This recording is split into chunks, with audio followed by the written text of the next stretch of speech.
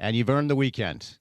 And it looks like it's going to be a little bit of a colder weekend, which is a welcome sight for sure. It's pretty warm this afternoon, but we had a little fall in the air this morning. But happy Friday to you. Hope you have some fun weekend plans. It is your final weekend without college football. Well, actually, there are games. It is week 0, but your final weekend without college football with our local teams. Of course, Utah kicking off in 6 days from right now. 7 o'clock next Thursday, Idaho is in town. Reminder, our pregame coverage will begin at 3 o'clock on Thursday afternoon.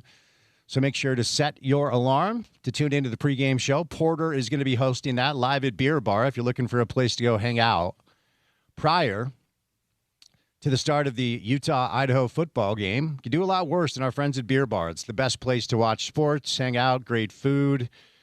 A lot of beers if you're into that, and if you're not, they've got non-alcoholic options. So come on by and hang out with Porter at Beer Bar. I'm going to roll through after I'm done with my heavy lift next Thursday of 1 hour of this show.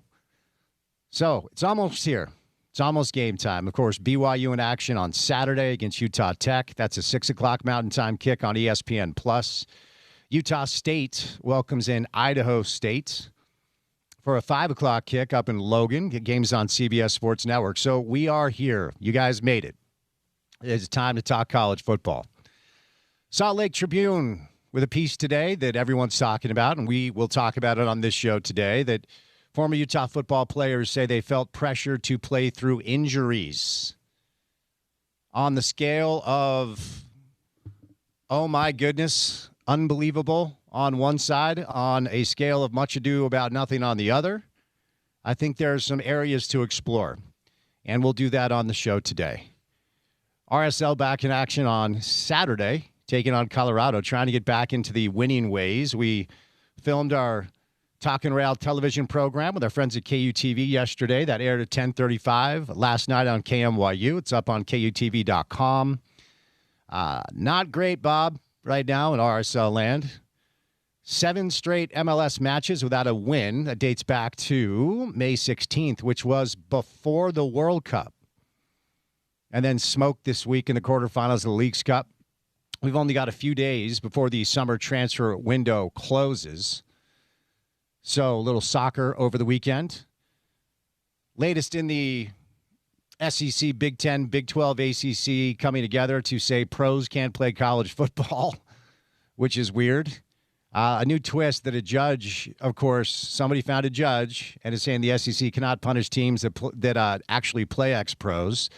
So the NCAA playbook continues to go round and round and round, where the NCAA tries to put some things into place, the conferences follow suit, and then somebody finds a judge to tell them that's not allowed, and around and around and around we go.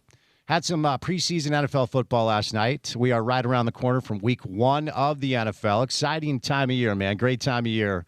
Hopefully you guys are getting ready for what should be a really, really exciting fall around here, and we appreciate you making this program a part of your day today. All right, first guest today will be Brandon Marcello, who covers college football for CBS.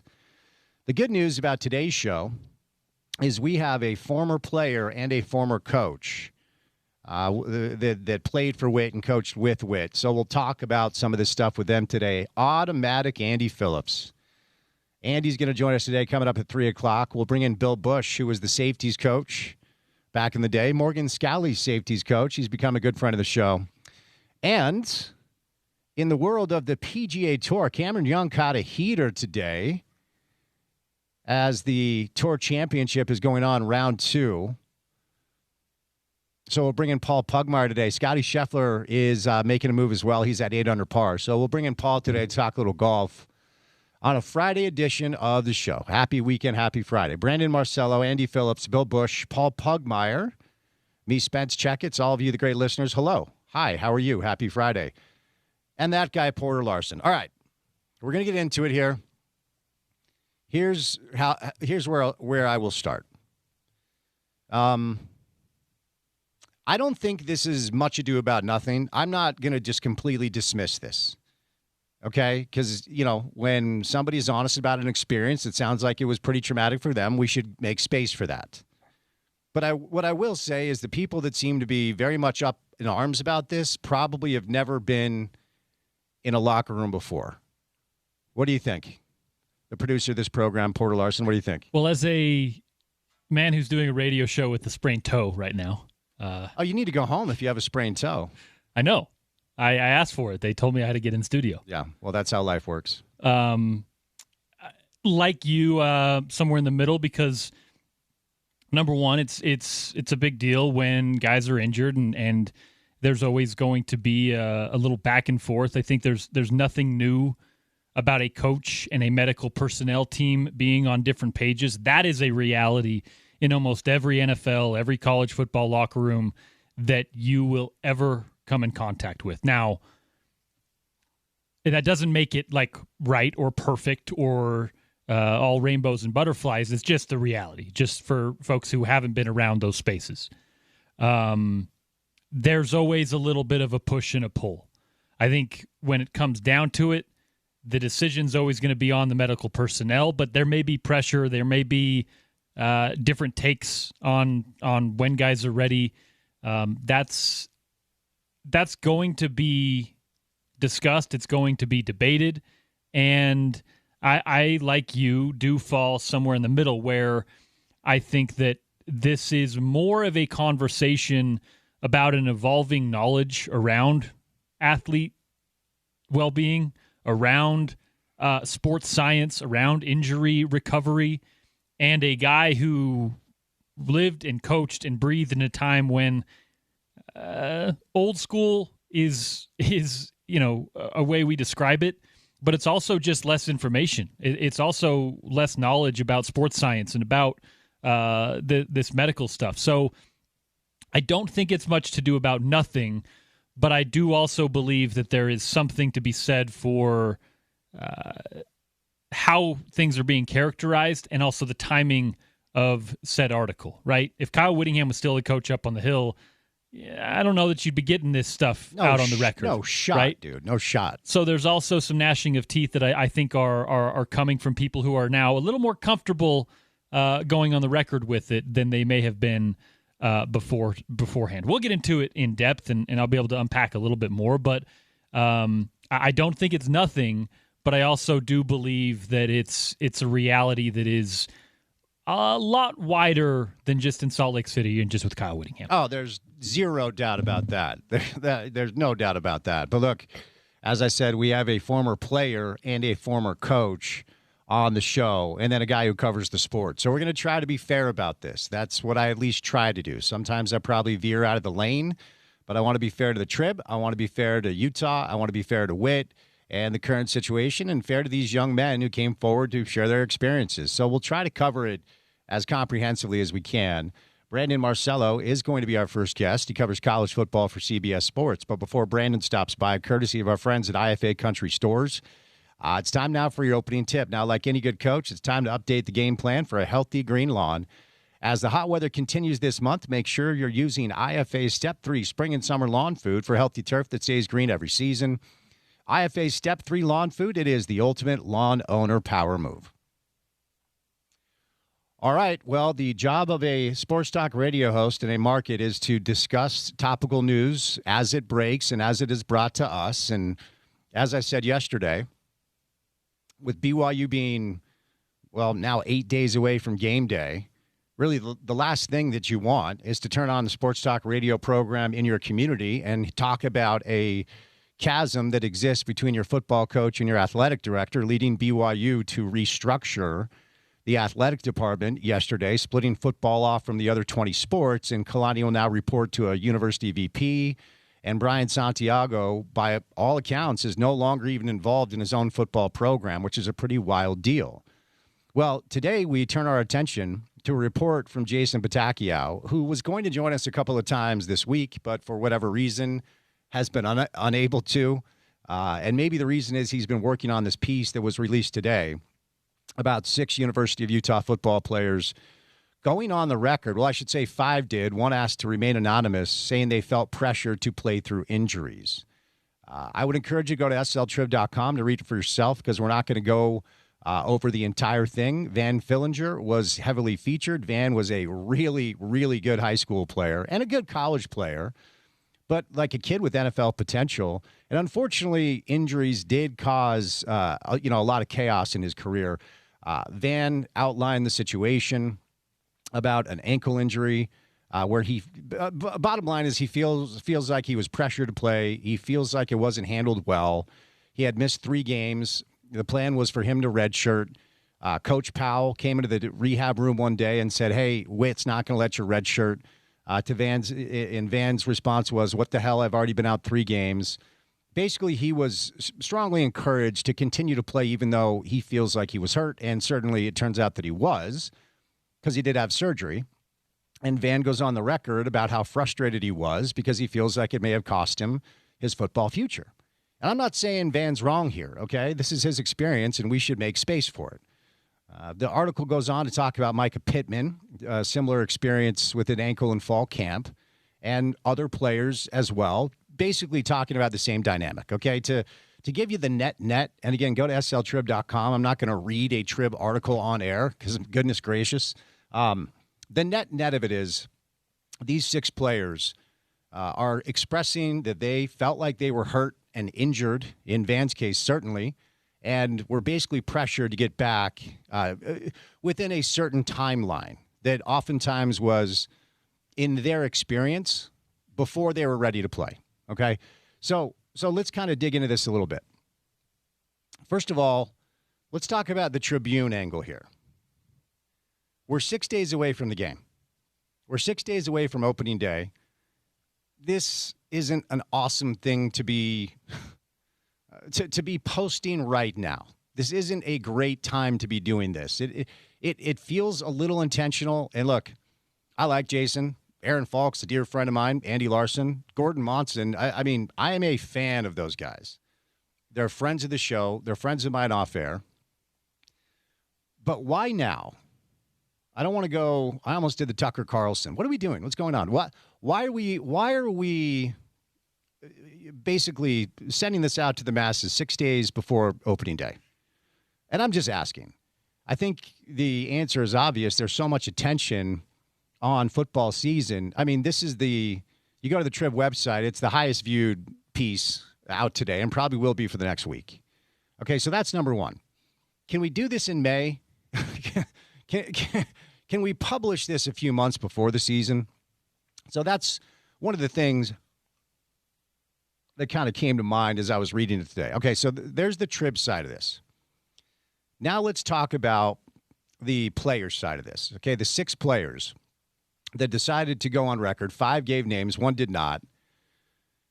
When you do this job long enough and you have enough, you build relationships around the community, and you build relationships with all the teams and all the people that run the teams and the coaches and the players, and you're contacted a lot with narratives that you're asked to go with.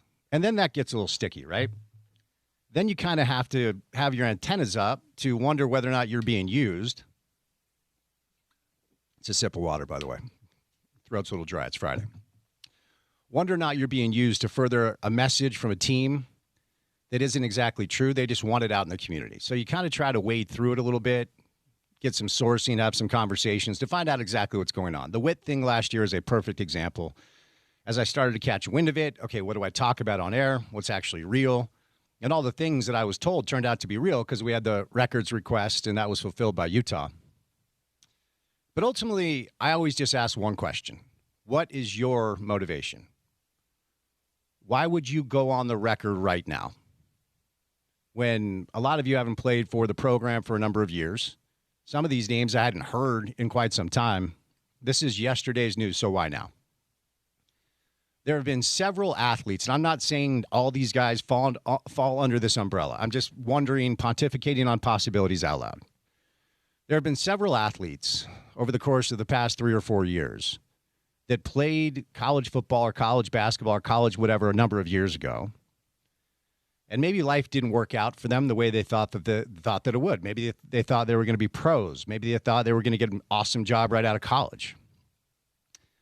And then they come back to see a football game at their alma mater, and they see Devin Dampier rolling up in a really nice car, wearing a bunch of expensive jewelry, probably owning a nice home in the market. And they read the reports of, wait, edge pass rushers are being paid $1 million per year to play college football. They read a report that if you want a top shelf quarterback, it's going to cost you $3 million. If you're Cameron Rising, and Cam was able to play for a couple of years, or I should say on the team for a couple of years and cash some checks. But if you're Van Fillinger and you find out that the guy who's playing the same position you played right now is being paid, I don't know, $500,000, and you feel like because of the nature of the way your injury was handled, it may have costed you a year or two where you could have made a bunch of money.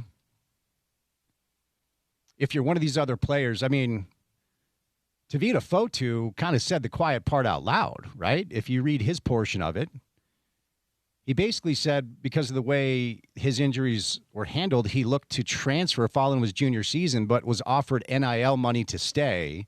Money he said he never saw. And Tavita said, quote, I'd yell at the coaches saying, where's my money at, man? You guys lied to me. You guys just brought me back to be a practice dummy.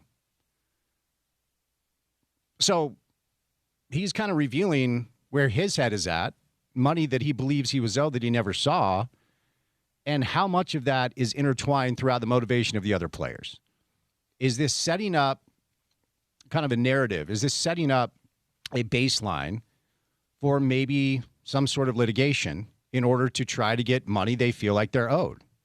Lost wages as a result of health issues, right? Again, I don't know. We're just talking about why now, why this, why is this the time to further this this messaging? Then there's the Witt side of things, right? How do you think this landed with him? Michigan did get back to the trib, said, quote, Coach Whittingham or his coaching staff did not make medical decisions. He followed the lead of the medical team, the Michigan spokesman told the Salt Lake Tribune. And to be fair, Utah Athletics and Utah Health also released a statement, quote, the University of Utah Department of Athletics follows all university and national guidelines to ensure student success and safety. We routinely evaluate our processes and welcome the opportunity to make adjustments if we determine our policies are not meeting expectations.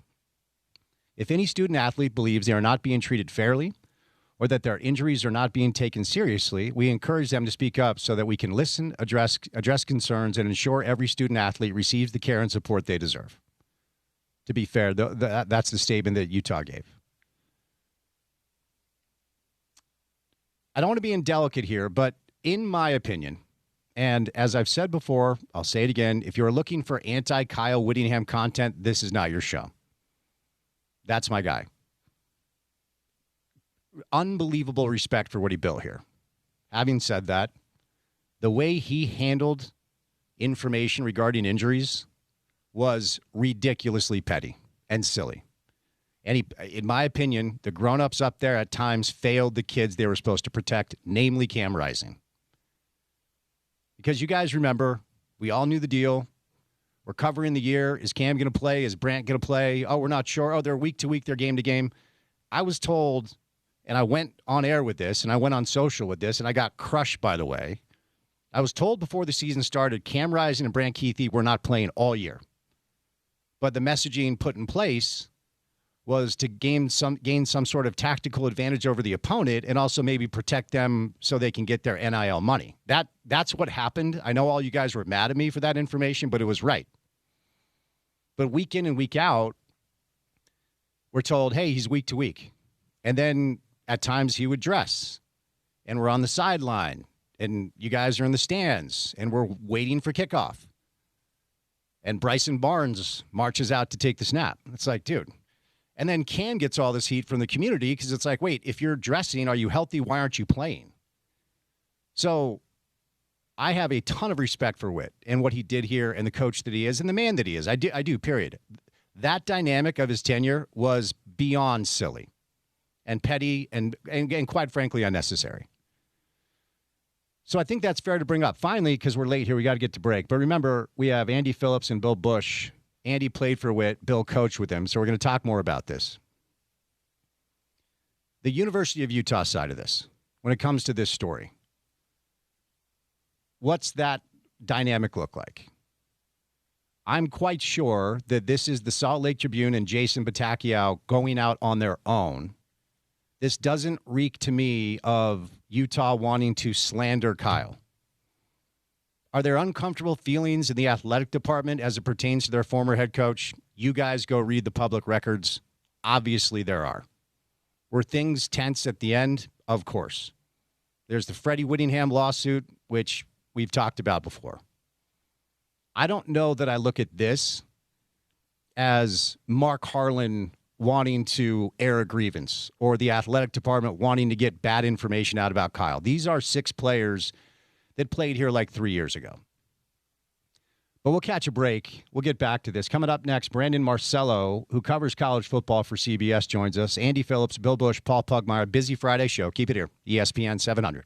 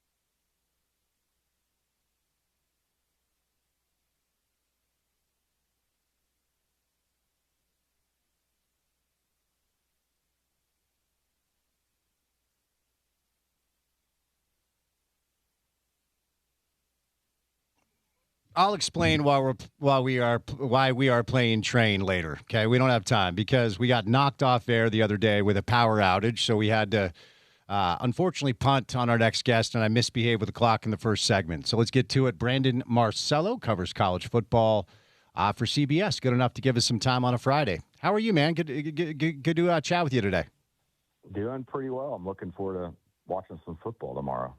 Yeah, it's here. It's here. And look, I'll ask you a general question about a story that broke out here today because I know you're probably not all that plugged into the Salt Lake Tribune sports section every single day. But there's a story that's out about 6 Utah players have gone on the record talking about how they felt like their injuries were mishandled during the Kyle Whittingham era from about 5 years, about a 5-year period.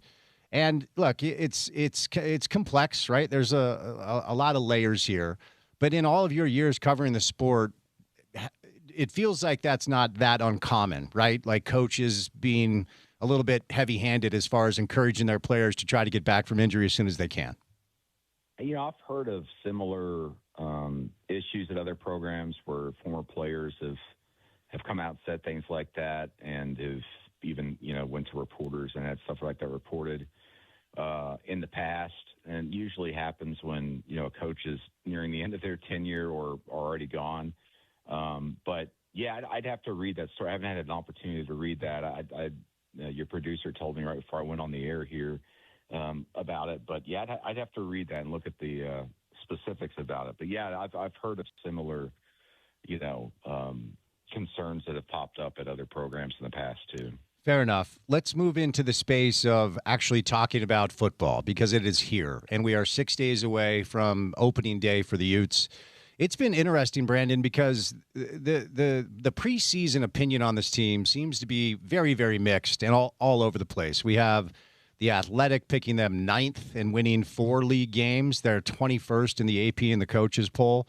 I haven't heard anybody pick them to win the thing, but it feels like a lot of people believe they should be still given the benefit of the doubt, even though it's a new coaching staff. What are you expecting from the Utes this year? Yeah, I expect them to finish in the top half of the league. And, with the league, I think in a lot of ways improving among like the top 4 or so programs. Then also the bottom half of the program, I think the bottom half of the league, at least 1 or 2 teams are really going to be improved this year. And one of those teams is Oklahoma State, just because of the mass influx of players from North Texas, the different type of offense they're going to run, having Drew Mestamaker there. It's going to make the Big 12 a little bit more difficult this year. And then obviously there's going to be, even with, a coach who's obviously been there for a very long time, there is some consistency there, but there's going to be different ways that things are handled a little bit on game days. So we see some concerns about that. Also, along with the offense and losing your offensive coordinator, there's going to be some differences there. So I can understand why maybe people are a little bit down on Utah, but they probably shouldn't be too down on them considering just what they've got coming back, and also just some of the consistency that you have there, obviously, and having your defensive coach lead everything now. If we just pan back from 30,000 feet, the prediction markets and sports books still like Texas Tech. The Big 12 coaches voted BYU as their pick to win the championship. Just the top of the conference, Brandon, overall in the Big 12. How do you see it shaking out this year? Yeah, I've got BYU winning it this year. I just think that they're going to be a little bit more cohesive and together than, say, that Texas Tech roster with a lot of the new pieces there. Obviously, coming in this year, they do have some guys that are returning, but any time that you've got to change some things up, especially at quarterback and just all the, drama that's been going on there, there's going to be some issues. I'm not so sure they're going to be as great defensively as they were last year. And also, they still got that target painted on their back. And I think BYU, with the way their schedule lines up, they're going to be in a position to make the championship game, and I think beat Texas Tech. I think Texas Tech's still going to make it in there, but I think BYU, because of the cohesion, everything they've got coming back, you got your quarterback, Bear Bachmeier, you got your running back, and LJ Martin, and several other pieces returning around them. That's a very good core group. The team to really, I think, watch to potentially jump up there real quick is going to be Houston. They obviously finished with 10 wins last year, but they're a team that I think is maybe not getting enough looks in the preseason, including even for me, to potentially be that team that kind of sneaks in there, maybe even makes the Big 12 championship game. Yeah, a lot of love for Houston, and it's interesting you mentioned Oklahoma State. That's another team that's popped up in a lot of preseason rankings that obviously they've coming off a pretty rough couple of years, but BYU has also been dealing, Brandon, with kind of their own little dramatic situation, which is unlike them. They're very good with their messaging. Kalani was the defensive coordinator up here for 10 years. He's not a complainer. And so when he complains, you kind of tend to listen. And a couple of interviews that he did, bottom line is there's some promises that were thought to be made that have not been delivered, but it did lead to a shakeup in the athletic department, where Kalani will now report directly to a university VP, and Brian Santiago, the athletic director, by all reports, isn't going to be involved with the football program, which is kind of wild for an AD in a P4 school not to be involved in football. He's a basketball guy anyway, but what do you make of this stuff that's going on down in Provo? Yeah, I think it's very obvious he didn't get what he was promised for not going to Penn State.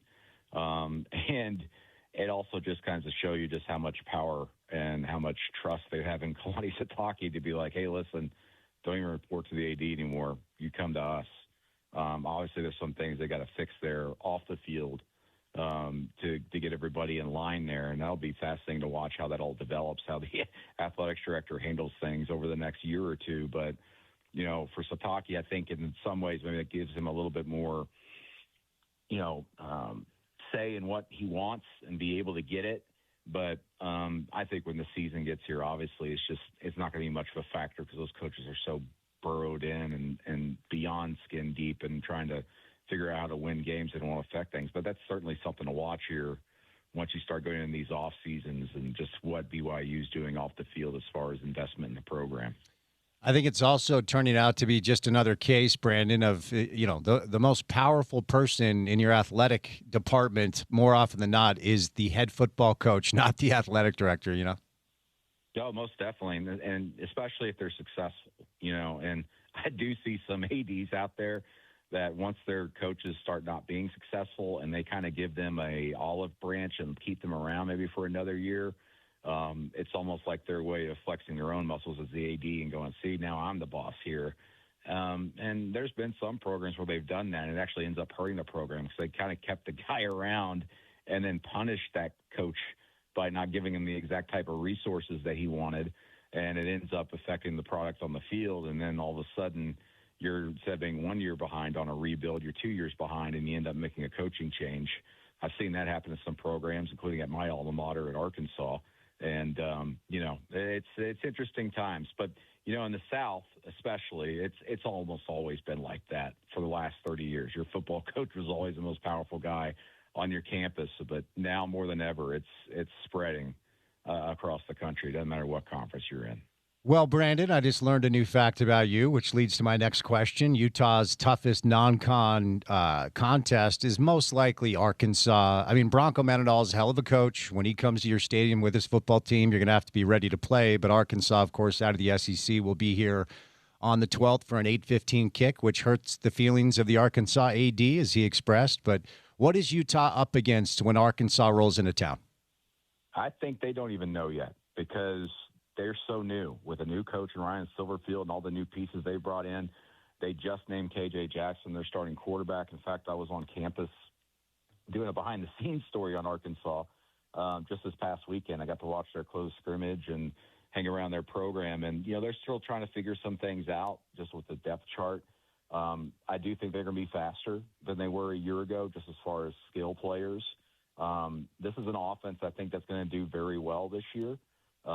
Just because some of the pieces that are left over from last year are accustomed to running a very wide open offense like they did under Bobby Petrino. And then you add this offense that Silverfield and Tim Cramsey has, it's different, but there's still some of the same type of philosophical things in there.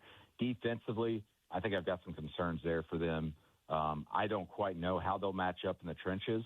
And I really do have questions about them in the secondary. They've brought in a couple of guys via this fifth-year rule or TRO stuff that everybody's been getting, these temporary restraining orders, to help build some depth there. And, those guys just got on campus like within the last week, so I don't think they're even going to be available to play. They're not going to be up to speed, but, that's something definitely to watch for them. They're going to play harder. They're going to look better this season. You don't know until they actually get on the field and you see some things develop in the trenches, especially. And the Utah game will be their first opportunity because they played North Alabama in week 1, and that's going to be a nothing opponent for them. But they're really walking into a hornet's nest there in Salt Lake City to try and figure some things out. I know a lot of Arkansas fans just assume that's going to be a loss for them.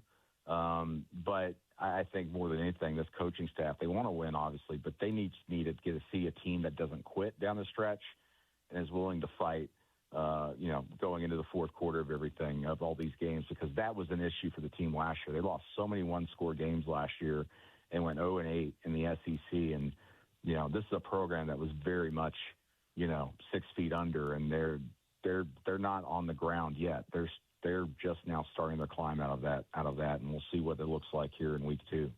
BYU's toughest non-con is, of course, Notre Dame, top 5 team. A lot of people think they could win the national championship. I've heard some people straight up pick them to win the national championship. The game is in Provo, and BYU's very good at home, certainly at night. We don't have a kick time yet. My guess is BYU's probably going to be a 10, 11-point dog.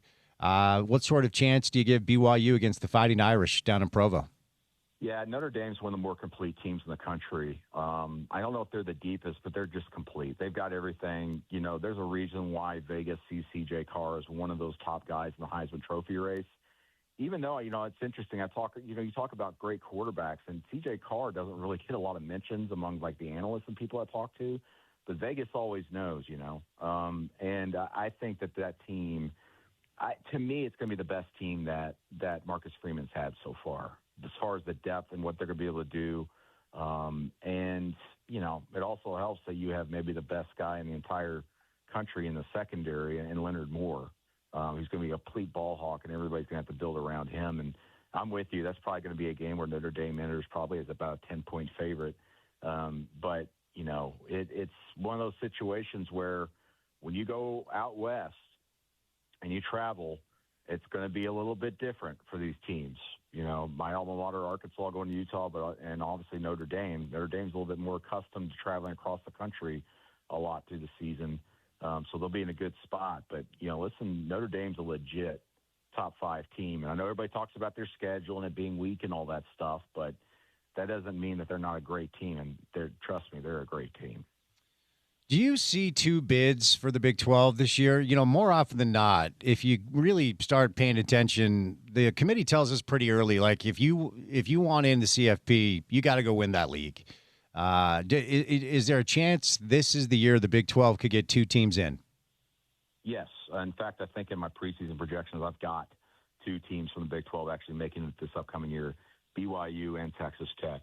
And I look across the country, it's about fitting pieces in the puzzle, right? I think the SEC is going to be hurt this year by them adding that 9th conference game.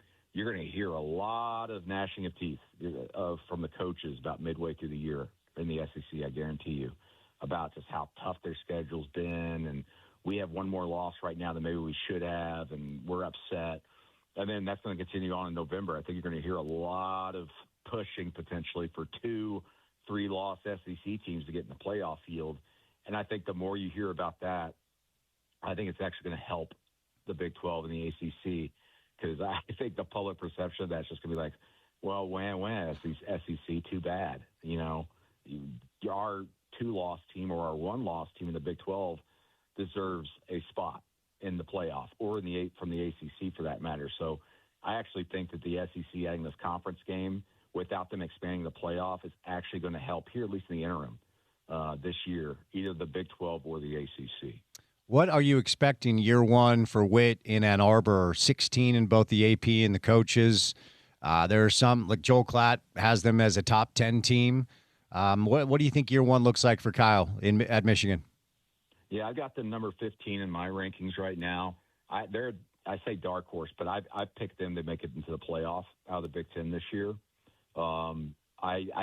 You guys know it. Beck is just an incredible play caller, offensive coordinator, and lifting Utah, obviously with a new quarterback, from being in the triple digits in most rankings offensively, pulling them over 100 spots in 1 year is remarkable. And I think that Michigan, what they've got with Bryce Underwood at quarterback, he's going to get the best out of him. And Bryce is pretty inconsistent throwing the ball. And I want to see if there's some improvement with that. But more importantly, they got to do some things around him to make him more successful. And I trust Beck implicitly to find a way to get that done. Defensively, they're going to be pretty darn good this year. So I'm not worried about that. More than anything, Whittingham's going to go in there and provide some stability. I know that sounds cliche, but that's legit. I mean, that place was in such disarray, as you guys know, a year ago, and for that matter, the last 2 years. And yet they still kept winning. I think they're going to look better this year. They're going to be more disciplined. And I think Michigan's going to sneak up on one of those top 3 teams in the Big Ten this year and get a win, and that's going to end up putting them in a playoff. Before I set you loose, Brandon, I appreciate the time and your patience. If you look at all the polls, if you look at the sports books and the prediction markets, it does appear that most people are telling us there are 7 teams that can win the national championship. Now, look, it's poll season. We get games finally, which is good. And this sport, in my opinion, is as hard to predict as any sport, and certainly in this day and age. But Ohio State, Oregon, Georgia, Notre Dame, Texas, Indiana, Miami. Are those the 7 teams? Would you take any teams out of that group, and any teams that are not in that group should be considered? Was Indiana in there? Correct, yes. Yeah, okay. So I was going through actually my own rankings, and I was trying to identify something like that about 3 weeks ago, and I think I counted 13 or 14 teams that I think have legit options and possibilities to win the national championship. Among those that you didn't mention is Oklahoma. I don't think they're getting enough credit for, one, the huge jump they made defensively last year with Brent Venables taking over the play calling. They got a lot of great pieces coming back there. Offensively, I think they're just going to be better by default because John Mateer is going to be healthy, and they have a second year with him, and they've actually got some running backs who can run the ball. That's what held them back a lot last year. And I think Oklahoma is going to look improved this year. And after what they did last season, that's going to be good enough to get in the playoff, and I think potentially make some noise because of that defense, the offense improving if they can stay healthy. I really like OU this year. I look in the ACC as well. You mentioned Miami. I think that, a team that can make the playoff, if there's 2 from the ACC and maybe make some noise, is maybe Louisville. They're going to be able to run the ball. I think Jeff Brom's a great coach. The problem with him is that he seems to have a huge win every year and then a really bad loss. Last year they beat Miami on the road, and then they lost at home to Cal. Like, what is going on? Why are you doing that?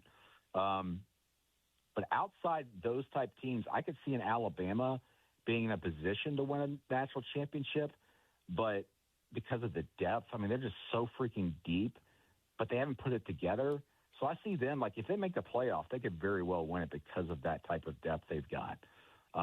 And I know I'm mentioning pretty much just SEC teams, but, Oklahoma to me is the type of team that could make a run if they make the playoff this year. Brandon, thanks for the time. Apologies for both getting knocked off air earlier this week and being late on the clock. So I appreciate your patience. Thank you, sir. Hey, man, no worries, man. I'm just glad we're talking football now. For sure. There he is, Brandon Marcello, senior national college football reporter for CBS Sports. You can get his work on his Twitter page at @bmarcello is where you find him. All right, we're going to catch a break. Don't forget, Andy Phillips is going to join us coming up next. It's a good day to have a player who played for Witt and then a coach who coached with Witt. Bill Bush will join us later on. So stay tuned for that conversation. Before we catch a break, if you don't have a tee time this weekend, you might be able to get one with our friends at Stansbury Park. If you haven't played Stansbury Park, the golf course, check it out this weekend. Everyone's talking about it. Perfect golf course for a good reason. Challenge, pace, and price. Water on almost every hole, greens that roll true, and a layout that keeps you focused and fired up. You can actually play a full round there without spending your whole day. No long waits, no overpriced greens fees, just pure golf. Play 18 holes for only $45 on weekdays and $50 on the weekends. It's right off of I-80, super easy to get to, and a great reason to explore Tooele County. Whether you're a weekend warrior or just need to escape the office grind, this is your place. Grab your crew, your clubs, and maybe a few extra balls. Book now and experience Tooele County golf at its best, and stick around and explore Tooele County while you're there. Stansbury Park Golf, great rates, gorgeous greens, all just minutes away. Totally worth it. You can book your tee time now at stansburypark.gov/golf course. That's stansburypark.gov/golf course, sponsored by our good friends at Tooele County. All right, 1 hour down, 3 hours to go. Andy Phillips is next on ESPN 700.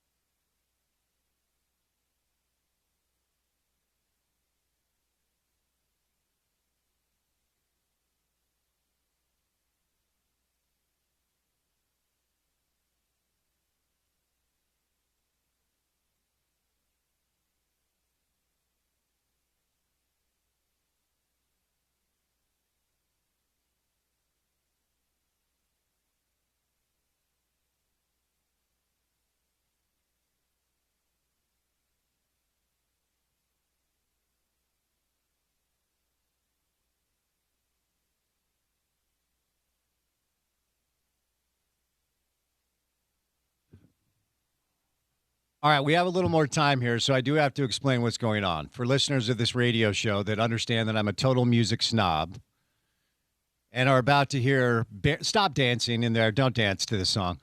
They're about to hear Bare Naked Ladies in Train for the entire 4-hour show, and here's why. They were in concert here together a couple of weeks ago. It was great. Don't say things like that on public airwaves, please. And I have a friend who claims it's the greatest show that he's ever seen. And for some reason decided to start sending out like videos and takes like he was bragging that he was going to this awesome show, and claims going to see Train and Bare Naked Ladies together was the greatest live concert he's ever been to. It's wild behavior, dude. Wild behavior. I mean, it's quite the assembly of singer-songwriter talent. It's two of the worst bands of this generation. We have to just say it how it is, okay? Hope Andy isn't a fan. We might have to check. Let's bring him in. My guy, automatic Andy Phillips. Did I offend you just now with my diatribe? No, you didn't. Though I will say Train has some hits and like spans a couple generations, which is pretty impressive.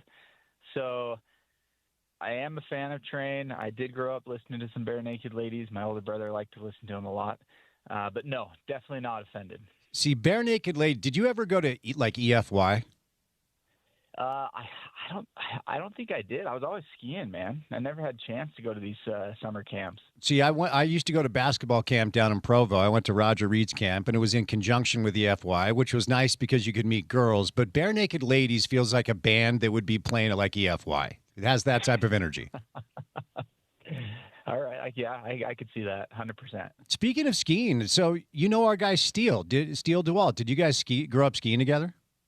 Yeah, I know Steele. He's a little older than me. He's got a brother Barrett, who's also a phenomenal golfer. Not the same level as Steele, but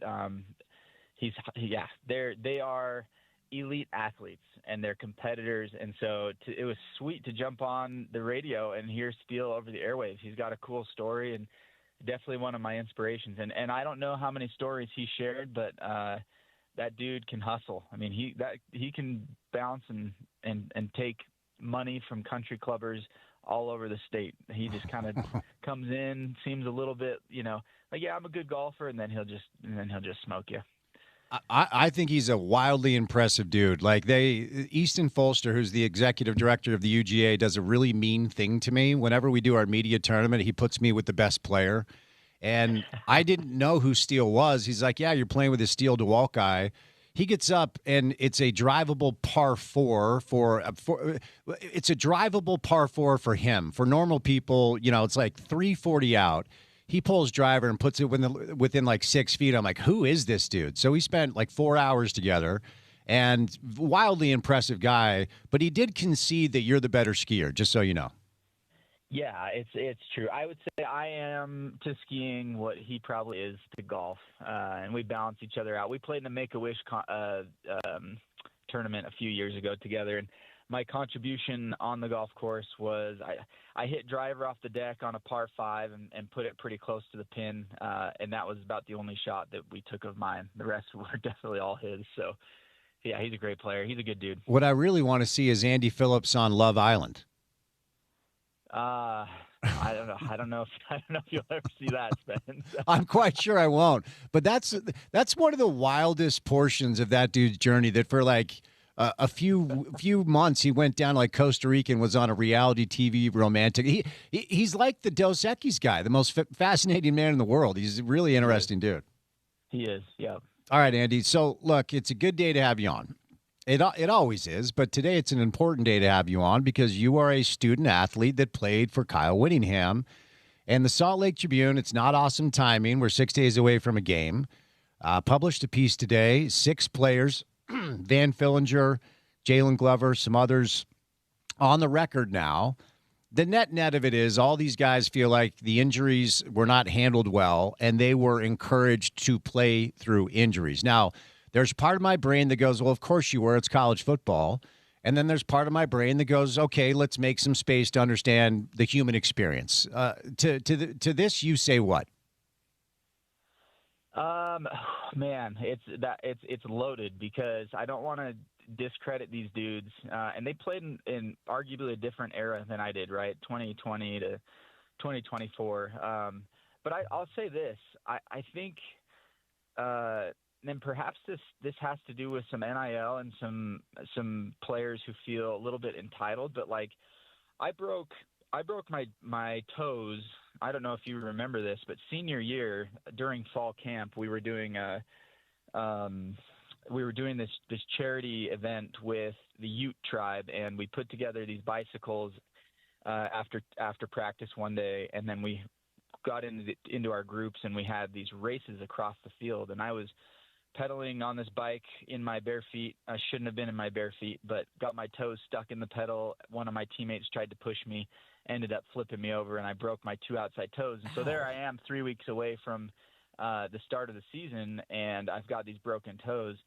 And of course, broken toes, you tape them together, you can kind of fight through it. It's maybe a little different than a torn Achilles or a broken tib-fib, as these articles pointed out in a couple of these players. But like, as a player, as a competitor, it was like, no, don't sideline me. What is the bare minimum I need to do to get back to being able to kick the football? And this was on my kicking foot. And obviously, I can take a step, hit a ball, be in pain for a little bit. I'm not exploding off the line of scrimmage, and I'm not in the trenches and getting hit every play. So it's a little bit different. But my point is, I experienced it myself, and also with a lot of my teammates, like being held back by the training staff and by the coaching staff to the point where it's like, no, I feel healthy. Let me go play. Coach Witt checks in with the head trainer, and he's like, sorry, not this week. It's got to still be another week. And it's like, okay, you're back in the pit, working out while we're practicing because you're not quite healthy enough. So my experience is a little bit different. Again, a different era. But I will say this: having been around Coach Witt for a very long time, considering him a mentor and a friend, someone I look up to a lot, he is a true professional. And so, of course, the narrative is going to be like, hey, we need you on the field.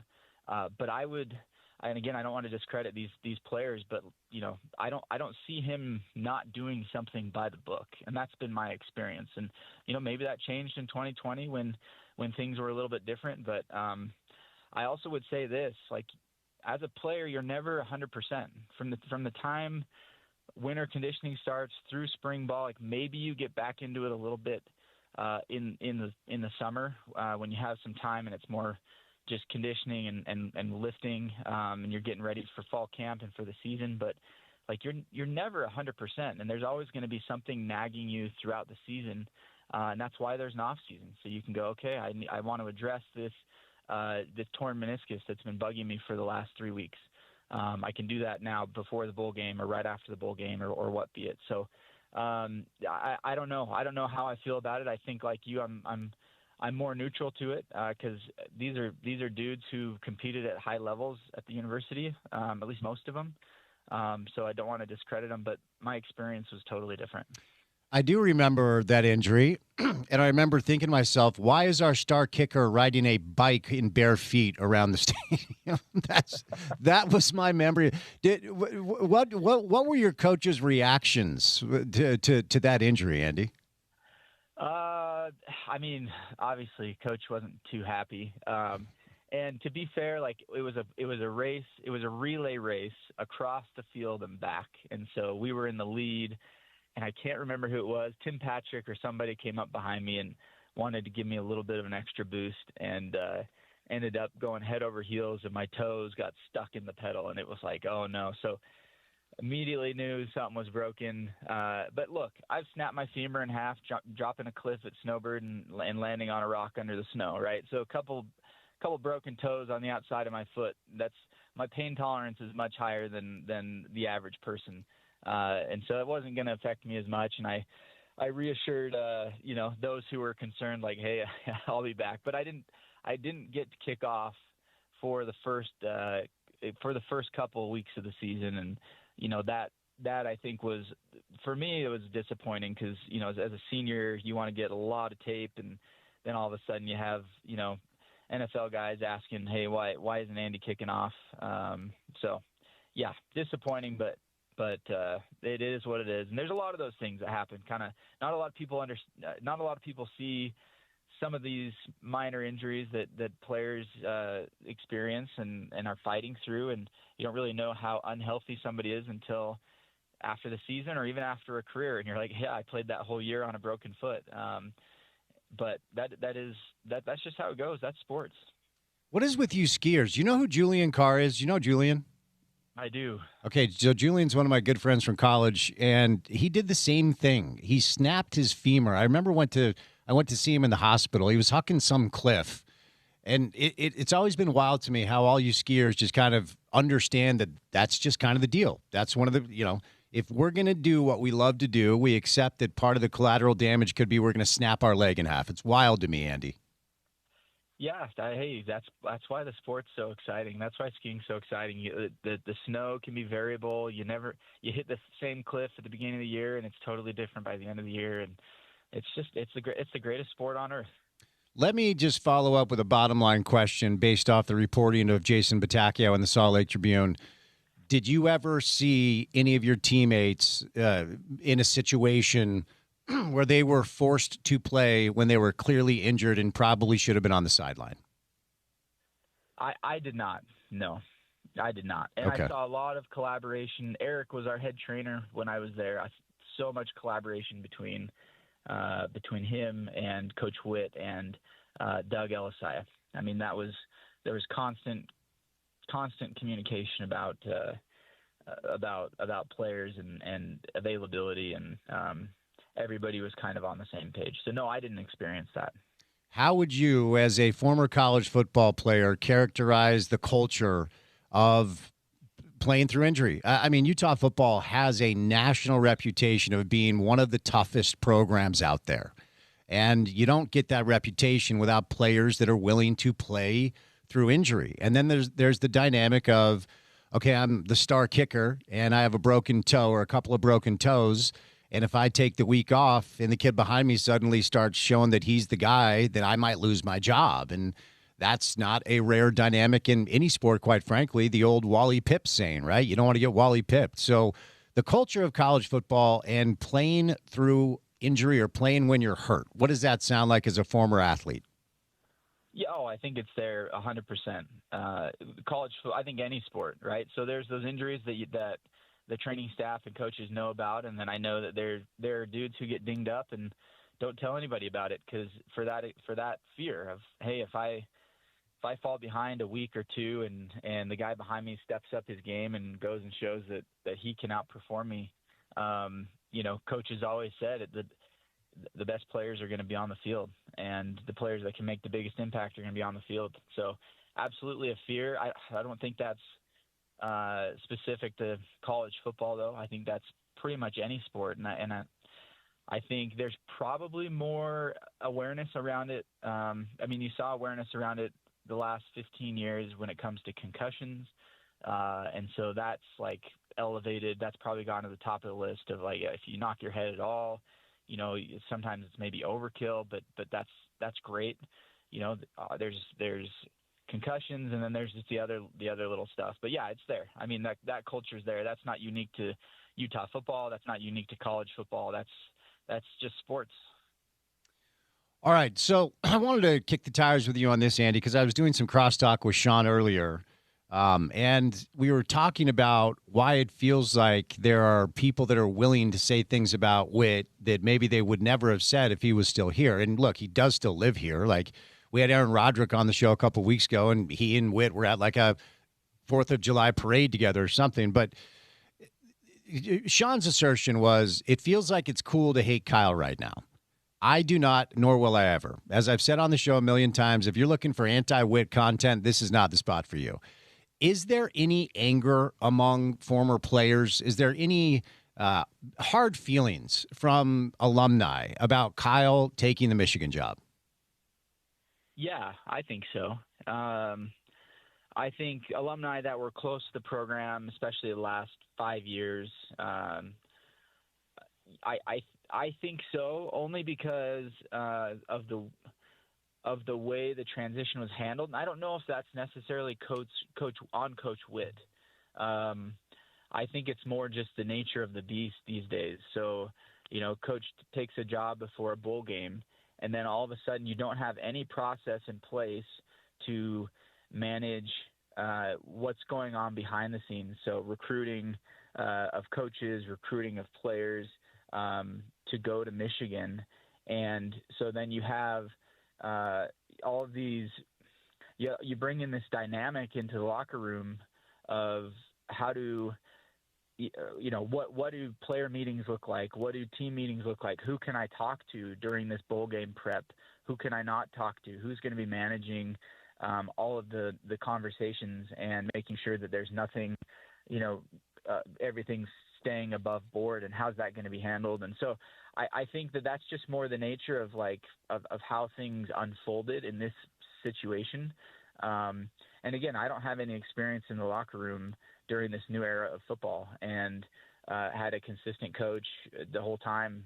Not a lot of changes in coaching staff while I was there, aside from Jay Hill going to Weber and Kalani left, but the ship was continuing its course. So I think there are, to answer your question, I think there are some alumni that are a little disgruntled just because there were maybe some guys they trusted that they didn't know they could trust anymore. They didn't know what they could and couldn't say to them, etc. So yes, but at the end of the day, I wouldn't put that on Coach Witt at all. I would just put that on the fact that there was a transition that unfolded that perhaps wasn't fully prepared for, and there wasn't really a change management plan in place that was bulletproof. And I don't know if there is in college football at all. It's such an interesting place nowadays when it comes to recruiting, when it comes to NIL and what the rules are and what they aren't. And so I don't blame Coach Witt at all for any of that.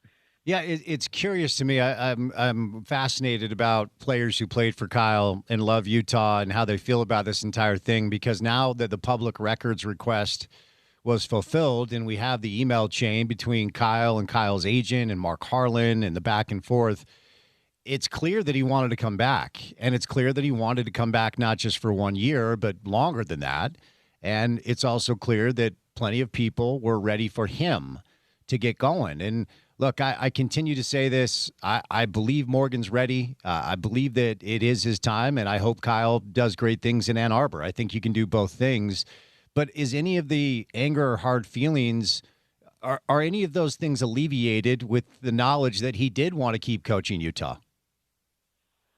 I think so, and I honestly I think the players or the fans who have a bigger perspective and understand what happened, respect the fact that coach wanted to continue to have impact, and obviously wasn't done. And you also have Coach Scally, who's like, hey, I am ready to lead this thing to the next level. And when you look at it through that lens of impact, and you see what has transpired with Coach Witt going to Michigan, in my opinion, he has way more impact riding the ship at Michigan than he would have staying an extra year or two at Utah. And Coach Scally, in that same breath, I think has a lot more impact on the Utah football program, both personally and from a bigger picture, by becoming the head guy, applying his culture, applying everything that he's done over the last, 3 quarters of this year. And so that's the way I look at it, Spence. It's like, man, I'm so stoked for Coach Witt and for the coaching staff there, the impact that they're going to have on the dumpster fire that was Michigan football last year in establishing a foundation and bringing everything that Coach has learned over the last 25 plus years into the Michigan program. Like, Michigan is so freaking lucky, and they don't even realize it. Whether or not Coach goes to the playoffs or has crazy success at Michigan, regardless of that, the impact he'll have in just setting a foundation for the future of that program in this new era is incredible. And the same thing for Coach Scally. Like, the energy that he brings to Utah football, that's what Utah football needs in this new era. Like, they need his energy, and it is relentless energy and it is just a totally different vibe than what was before. And that's what Utah football needed. And so the impact that both of these men, who for me have been great mentors and coaches and friends, the impact they're going to have for a long time is just, I'm so excited for them. So if you look at it through that lens, it's like, man, how can you be mad? Who cares how this all unfolded? I know there's some weird stuff going on. Freddie Whittingham's getting sued, and all of a sudden this, Jason comes out with this article today, and I love Jason, but it's like, this is all just noise. Let's just look at the men that they are and what they're trying to do with their lives, and they're trying to improve and progress, and it's just so awesome. I'm so pumped for both of them. In case you can't tell. No, it's great. I think it's a healthy way to look at it, and the timing of this thing. And look, I have a ton of friends at the Trib, and Aaron Falk and Gordon Monson, Andy Larson. They're all friends of the show. They're friends off air as well. But 6 days away from the game, I don't know if they were sitting on it and maybe that's the job now, so you can get engagement. In fact, that is the job. But the timing of the deal, like, publish it in May, will you? Not 6 days before the game. Yeah, no, I think you're right. It's interesting, but like that, maybe that's good marketing. Hey, here we are 6 days away. Let's throw something out there that's going to get people talking. And here you and I have been talking about it for the last, little bit. Yeah. And look, the other dynamic that's kind of gone on here, and I know you know him because Kalani was up there when you were up there. They're restructuring the football program, and according to the latest statement from the university, Brian Santiago is now an athletic director for a P4 athletic program that has nothing to do with the football team. And that's like, I feel like dead man walking. It's just it's another testament to, regardless of your stature as the athletic director, the most powerful person in any athletic department is the head football coach, yeah? Oh, yeah, without a doubt. And I think, I hate to say this because I don't know Brian Santiago. I met him a few times, but Tom Homo, who was there for a number of years, long legacy at BYU. It just goes to show how good he was. Yep. And how good he was through taking them into independence and then back out and just managing a couple of different head coaches and working together with Kalani. And I don't know Brian, but Kalani's always right in my eyes. I mean, that man is as full of integrity and love and passion and energy to just move that program where it needs to go. And if you're not going to give the guy what he needs to make that happen, and if it's been promised, like he's going to let you know. He's not just going to sit back and say, okay, well, I'm just going to work with what you're going to give me then. No, he's going to attack it, with full force like he always has. And so I think that's a positive change for the program down there. And hopefully, I don't say this as a Utah fan, but, as a Kalani fan, hopefully he gets everything he needs so that he can be his best. And let's remember, Andy married a BYU Cougar cheerleader. Am I remembering that correctly? Cougarette. Careful there, Spence. My bad. Careful. That's my bad. A Cougarette. Well, and here's the other dynamic, Andy. Kalani said no to Penn State. He did not say no to Sacramento State. Due respect. He said no to a job that in his ecosystem is a dream for most. So if he's going to say no to Penn State to stay at BYU, you better make sure that whatever you told him he was getting, he's actually getting, Oh, 100%. And on top of that, you lose arguably your greatest asset in Jay Hill. And so the importance of this season for Kalani is even bigger than it was before, because you don't have that solid coach who knows what he's doing. He's been a head coach. He's taken a team in Weber State from nothing to greatness. That's a huge loss. And so it's like, why would you not give Kalani everything that he possibly needs on top of, and more, right? And so I think that's why these changes are happening right now, is because they're seeing that. He's going, how do you expect me to have success if you're not going to give me everything that I need on top of, losing one of my greatest assets? Do you think you would ever leave there? Because I'm going to lay a scenario on you. Now, we need to be clear. Lincoln Riley's buyout is like $75, $80 million, okay? But plenty of schools, Jimbo Fisher, we could keep going, have elected. Like last year, the James Franklin stuff in Penn, it was so wild how quickly that turned on him. And look, I think Lincoln's been fine at SC, but I think this is a big year for him. And I've always thought if that job comes open and they call Kalani, certainly now, like if BYU truly is not giving him what they said they were going to give him, and SC gets off to some atrocious start, and they move on from Lincoln Riley, and they call Kalani, I think I think he moves to LA.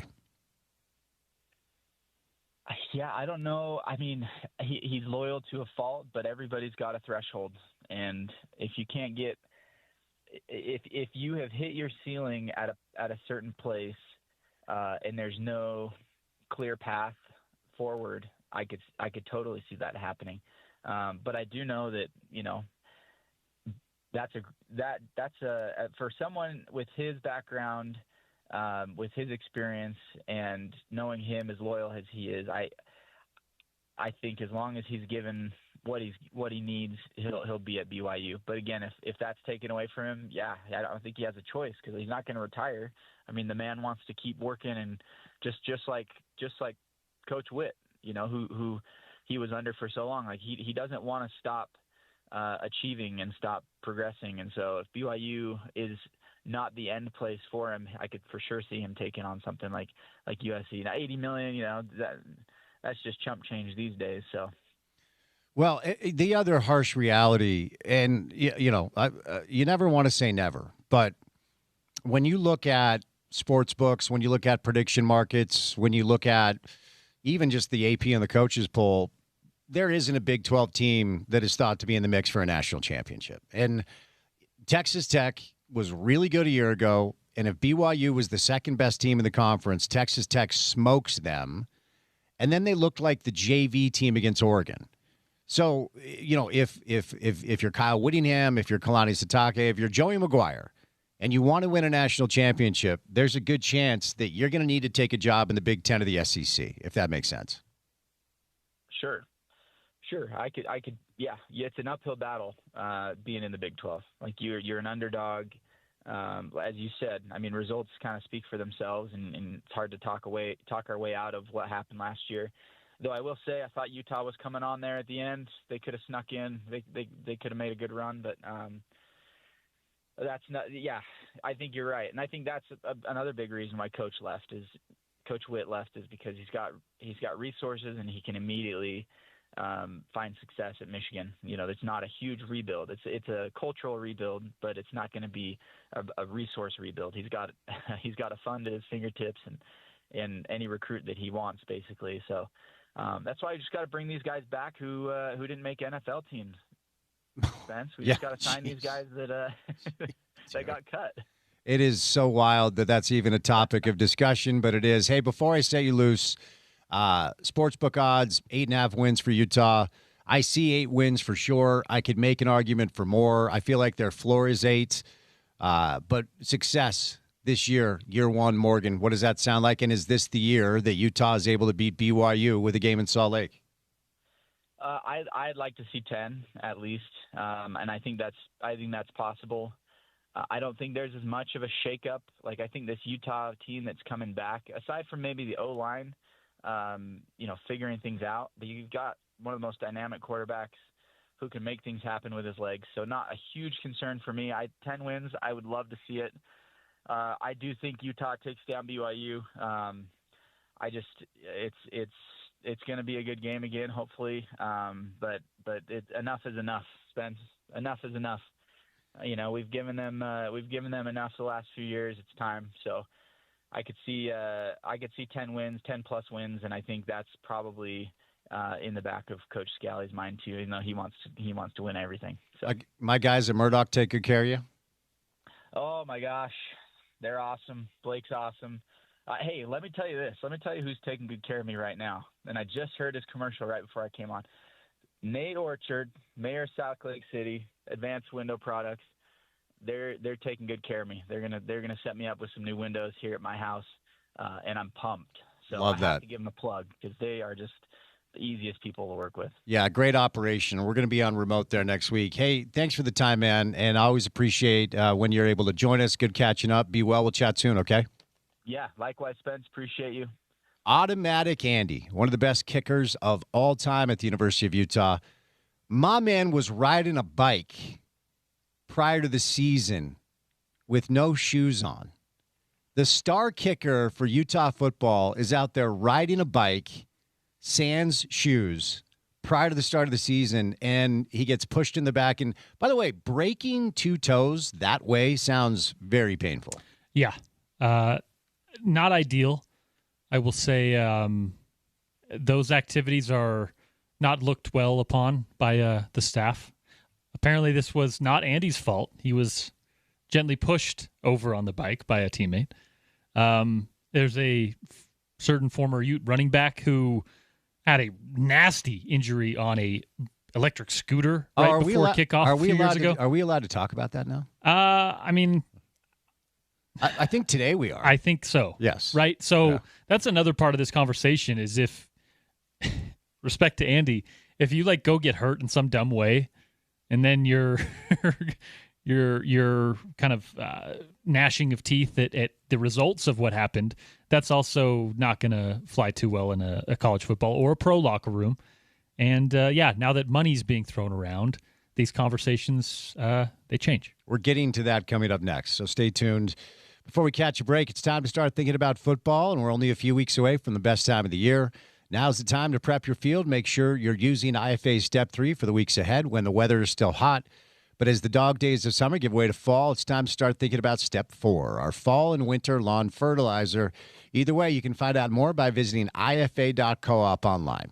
All right, coming up next, more weird, strange injury stories.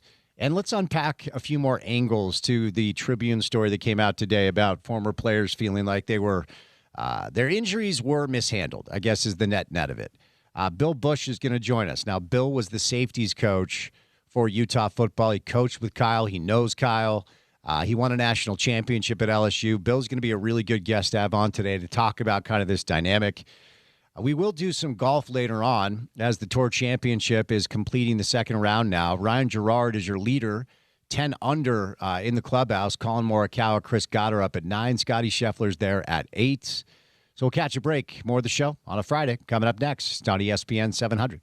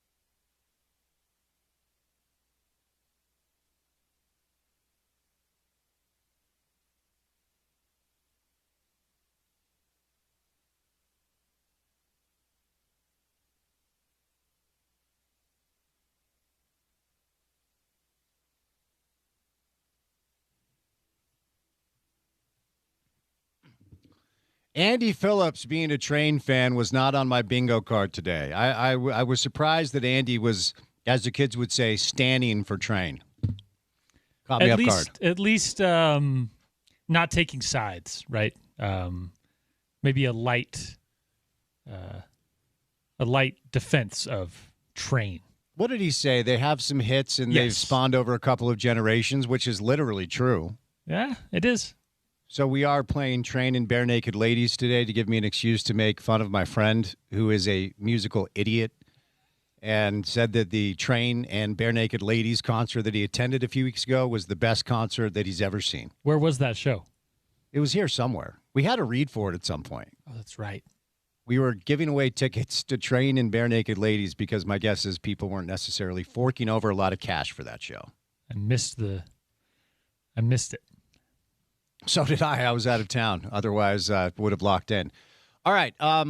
Porter, I feel like you had a couple of other thoughts that you were unable to unpack because while we misbehave with the clock on this show, because I want you to listen digitally for 20 to 30 minutes at a time, TSL, as they say in the business. What? We do at times look at the clock, so we break occasionally. What other thoughts do you have on this story about the Utah football players? The net of it for our listeners, go to sltrib.com. But the net of it is 6 players went on the record saying they feel like their injuries weren't handled well and they were pushed to come back too early when they were still hurt. Right.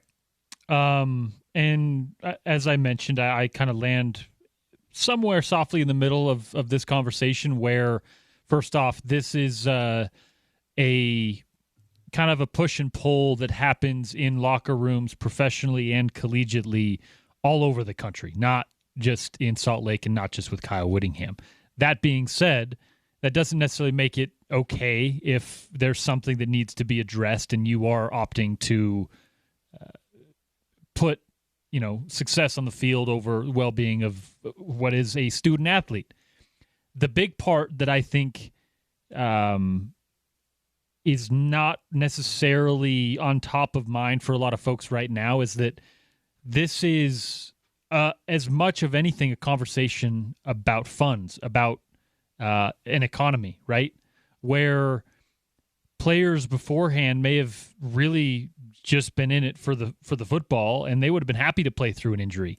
Now they are looking at what their market is, what their value is post-college. And as long as the NCAA can't get their stuff together and we have essentially pro football without the benefits of pro football for the athletes and the people surrounding it, there's going to be conversations like this or more conversations like this where you are now not just being asked to put your body on the line, but you're being asked to put your value as a, whether it's NIL or whether it's, to be on the roster, you're now being asked to put that on the line without a guarantee either which way, right? And that is not Kyle Whittingham's job. That is not a player's job necessarily. That is the job of the NCAA to figure out, or hell, maybe not the NCAA, maybe the other leaders that be, to figure out a landing space where is it a collective bargain, right? Is it somewhere in between where a player feels he can go to someone that isn't just his mom and say, hey, this isn't right. I have a value after my football career that isn't being brought into the picture here. And I wonder where that landing spot is, because right now in college football, it's just the courtroom and it's back and forth. It's, whether you're eligible or whether you can continue to play or whether you come back, it's all just a kind of a mess. And athlete well-being is absolutely a part of that conversation. I think the money changes how 18, 19-year-olds are going to look at playing through an injury, playing through stuff, right? We've seen guys that are for a long time have opted to maybe not play in a bowl game for this reason. Well, now every game has a little bit different of a monetary incentive because we're essentially halfway to a pro football league. And I think that middle ground creates a lot of gray area where it's tough for both students and coaches and, yes, the medical team to navigate where their motivation is and where their loyalty is as well, right? It's clearly, of course, to the schools and to the coaches and to whoever they're working for. But this is just a situation that I think is far more wide-ranging than just Utah. But it's interesting that a lot of the big picture college football stories over the last 2 years have really had a spotlight in Salt Lake City. We talk about the private equity. We talk about now player well-being. We talk about the power struggles with coaches and admins. All of these stories that are big picture college football things really, really have zeroed in on Salt Lake, even though they're much larger stories. Some good stuff in there, and it's only fair to bring up, and you know, this is a little bit of a dicey gray area, so I want to be careful here. I am not accusing any of the 6 players that are now on record for the Tribune. I guess 5 gave their name. The other chose to remain anonymous. I know there's some speculation based off of the information that the Trib has as far as who that player is. I will not say the name into a microphone because I don't know. But the other 5 players, Van Fillinger, Micah Pittman, Jalen Glover, Tavita Fotu, and Miki Sugatura are the other 5 that actually gave their name, okay? I'm not accusing them of what I'm about to say out loud. I don't know what their motivation is. As we said to start the show, when something like this occurs, and suddenly former players or coaches or admins are willing to go on the record to air something, what I try to do is understand what their motivation is. And, you know, as somebody who's been doing this for as long as I've been doing it and have good relationships with people at Utah, at BYU, with the Jazz, RSL, it's something I try to cultivate, and I take pride in doing so. I am constantly hearing from people giving me information about what they perceive to be, you know, their perception of things that are happening. Sometimes they're upset. Sometimes they're wanting to air, a grievance with somebody. And oftentimes it's messaging that they want into the community, and I have to be careful about how I handle that. So I always ask a simple question. What's the motivation here? Why are you calling me? Why are you texting me? Why do you want this information out into the marketplace? What's the motivation of these players specifically? And I just think it's fair to wonder, as a result of precedent that we have, I mean, it's fair to talk about the House versus NCAA, the settlement, okay? So it's a $2.8 billion antitrust settlement with the NCAA for lost name, image, and likeness money. This is not new news. It happened a number of years ago. But it's $2.8 billion that is being distributed to about 400,000 former athletes who played between 2016 and today.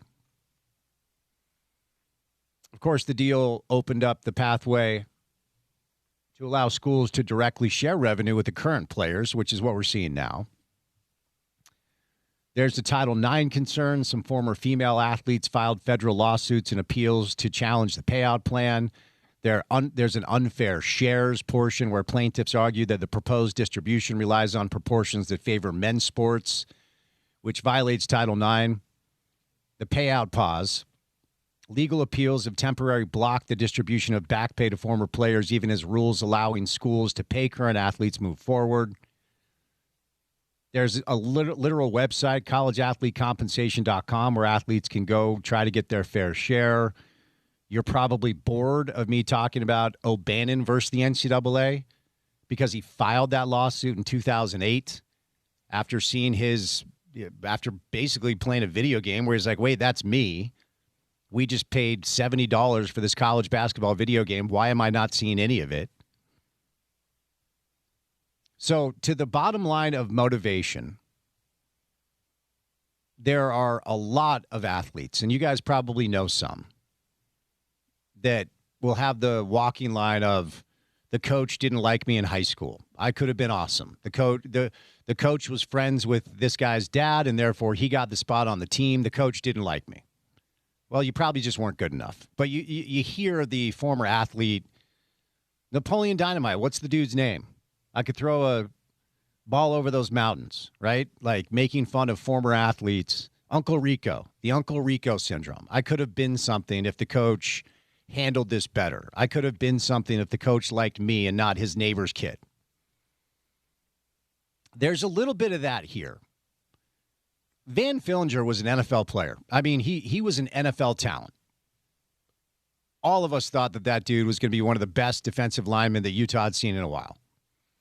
There's a former RSL player who is suing the club for, I think, $100 million as a result of some mistreatment that went on, according to them. And at one point, this young player was thought to be like high speed ahead to the U.S. men's national team, not just RSL. Maybe he could play overseas. And then stuff got loose with him. Didn't turn out. And now they're looking to make the money they thought that they maybe could have made if the kid ended up being a really good keeper. I'm just wondering if these players are now in the second phase of their life out of football, and they drive up to a Utah football game, and they see Devin Dampier roll up in a really nice car, and they see Wayshawn Parker wearing a bunch of expensive jewelry, and they see the lives these players have now, and they say to themselves, I deserve something for my time. And I wasn't rewarded the way that I deserve to be rewarded. These kids are now able to make money in a way that we never even thought was possible because it wasn't legal. And how much of that motivation is tied into them going public with these complaints? I want to be clear, I'm not accusing because I don't know. If we see some sort of lawsuit filed by any of these players towards the University of Utah claiming that they were mistreated, and as a result of not receiving the care that they did receive, they did not have a chance to make money over the course of a couple of years that they probably could have had if they were healthier. I don't know. And there are some pieces of information in the Trib report that essentially allude to such things.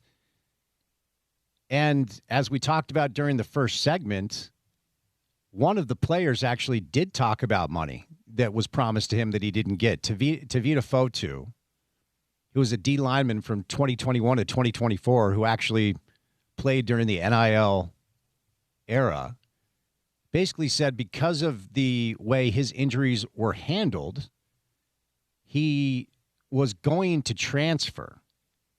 Fotu said he considered transferring following his junior season, but was offered NIL money to stay, and money that, according to Fotu himself, he said he never saw. His quote is, quote, I'd yell at the coaches saying, where's my money at, man? You guys lied to me. You guys just brought me back to be a practice dummy. Through a spokesman, by the way, Utah said it was unaware of Fotu's claim and will look into the situation. So how much of the motivation to go public with this is laced in some sort of process where they're hoping to get paid later on? I honestly don't know.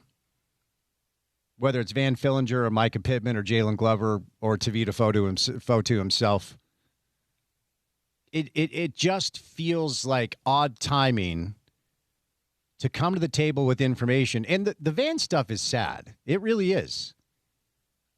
You know, go to sltrib.com to read it yourself.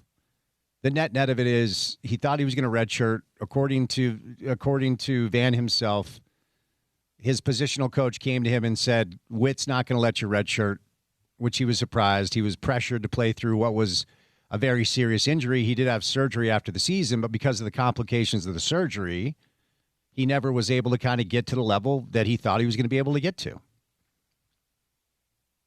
So does that leave 1 or 2 years out there? Then there's the 5-5 stuff, right, that comes into this.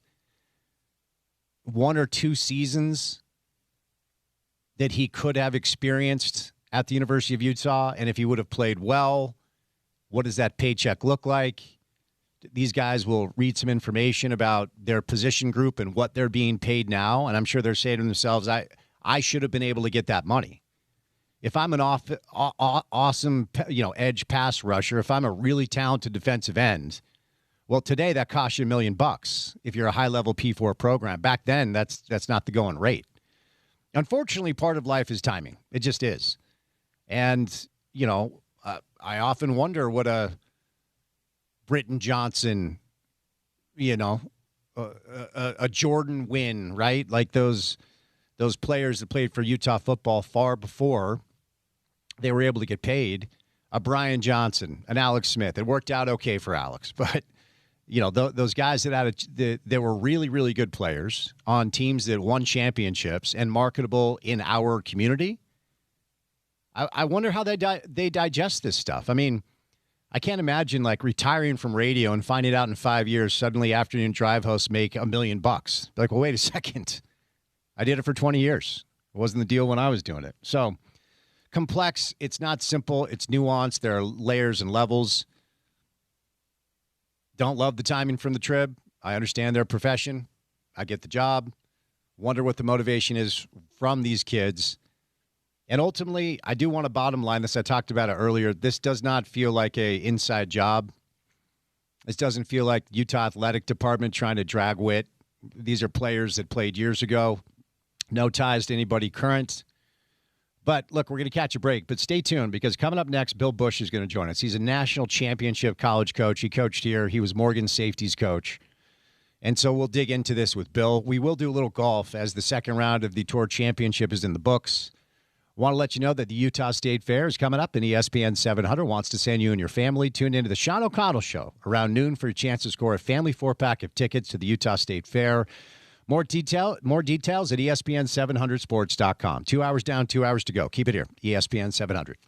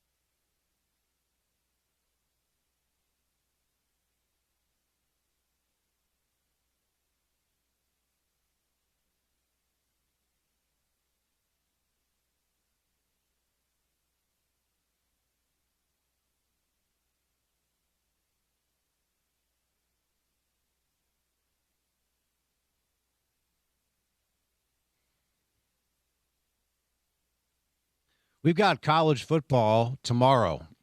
North Carolina, TCU, 10 a.m. in Dublin, Ireland. And we are only 6 days away from kickoff for the University of Utah. So great time of year. Good friend of the program is joining us now. He coached here. He's coached in a lot of places. He's won a national championship. He was Morgan Scalley's safeties coach. He's Bill Bush on a Friday afternoon. Happy Friday, Coach. How are you?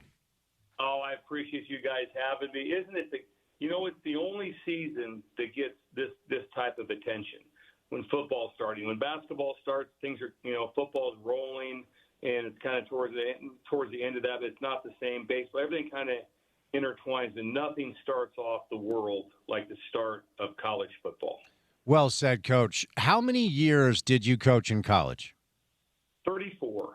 All right, so you are a perfect guest today.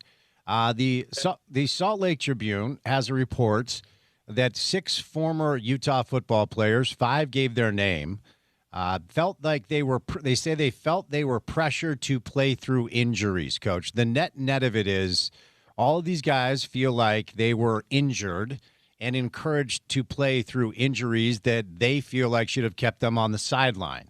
To that, you say what, Coach? I have a hard time with it. Like I said, I've never seen it. There's sometimes there is a differential. Like my dad would always say, there's pain and then there's injury, and some things that are painful. But if there was something like that, I guess that everything that came up injury-wise that I've ever been a part of was just determined by the trainers. I've sat in 34 years of Division I football with trainers. And when the trainer said that he's questionable, he's a no-go, it was a no-go. And anytime during practice, the players that I ever saw or myself was, Coach, I got something, especially if there was something like, Coach, I got hit in the head.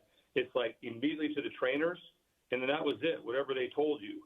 Now, I'm not in their shoes, so I'm surely, for one thing, I'm not calling them that it's false accusations at all. But like I said, coaches are terrified of injuries. And so anytime there's someone that's injured, like I said, I've sat in those meetings and they just run through, and all of a sudden it's like, where's he at? And it's like sometimes like, well, we'll work him out on game day and see where it's at. Most of the time those are probably 95% no's. But then once they weren't cleared, that was it. You just moved on. So I feel bad if someone felt they were pressured, though. I sure would never want to see that happen, obviously, to a player or to anyone that I was involved with. These accusations really are directed at Kyle. They're really directed towards Kyle Whittingham. I mean, all of these guys played during Witt's tenure, and Michigan released a statement, Utah released a statement. But as somebody who coached with Kyle and knows Kyle, what would you say as it pertains to the angle here, where they feel like much of the pressure was coming from the head coach? Yeah, and I know right away people would look at my commentary with, well, Coach, that's someone you coached with and a very good friend, personal friend of yours. But from being in meetings with him, and then being around every time, again, it just doesn't happen that way where you're sitting in the meeting on Friday and it's like, and that he's questionable or he's a no-go, he's a scratch, and that the head coach overruled it. Or the head coach said, give me a second. Where's he at? Let me go down to the training room and talk to him. I've never seen it, never heard of it with that. So that's never been something I've been part of. I would push back extremely hard, but I also understand where people would say, well, Coach, you're a great friend of his, so why would you? But I can say, hand to God, that I've never seen it, and I would be shocked that it was accurate. Utah football has a reputation across the landscape of the sport of being tough, of being hard-nosed. And look, you know better than anybody, football is not a contact sport. It is a violent sport. Can you kind of talk, Coach, a little bit just culturally on the dynamic of toughness and being encouraged to play through some injuries, being encouraged to get out there? And then we had Andy Phillips on earlier. We're going to have a lot of former players on. There's always the dynamic of whether it's college or pro or football or whatever sport, wanting to continue to play so you do not lose your job, right? I mean, there's some pressure built in there too, right? There is pressure to built in.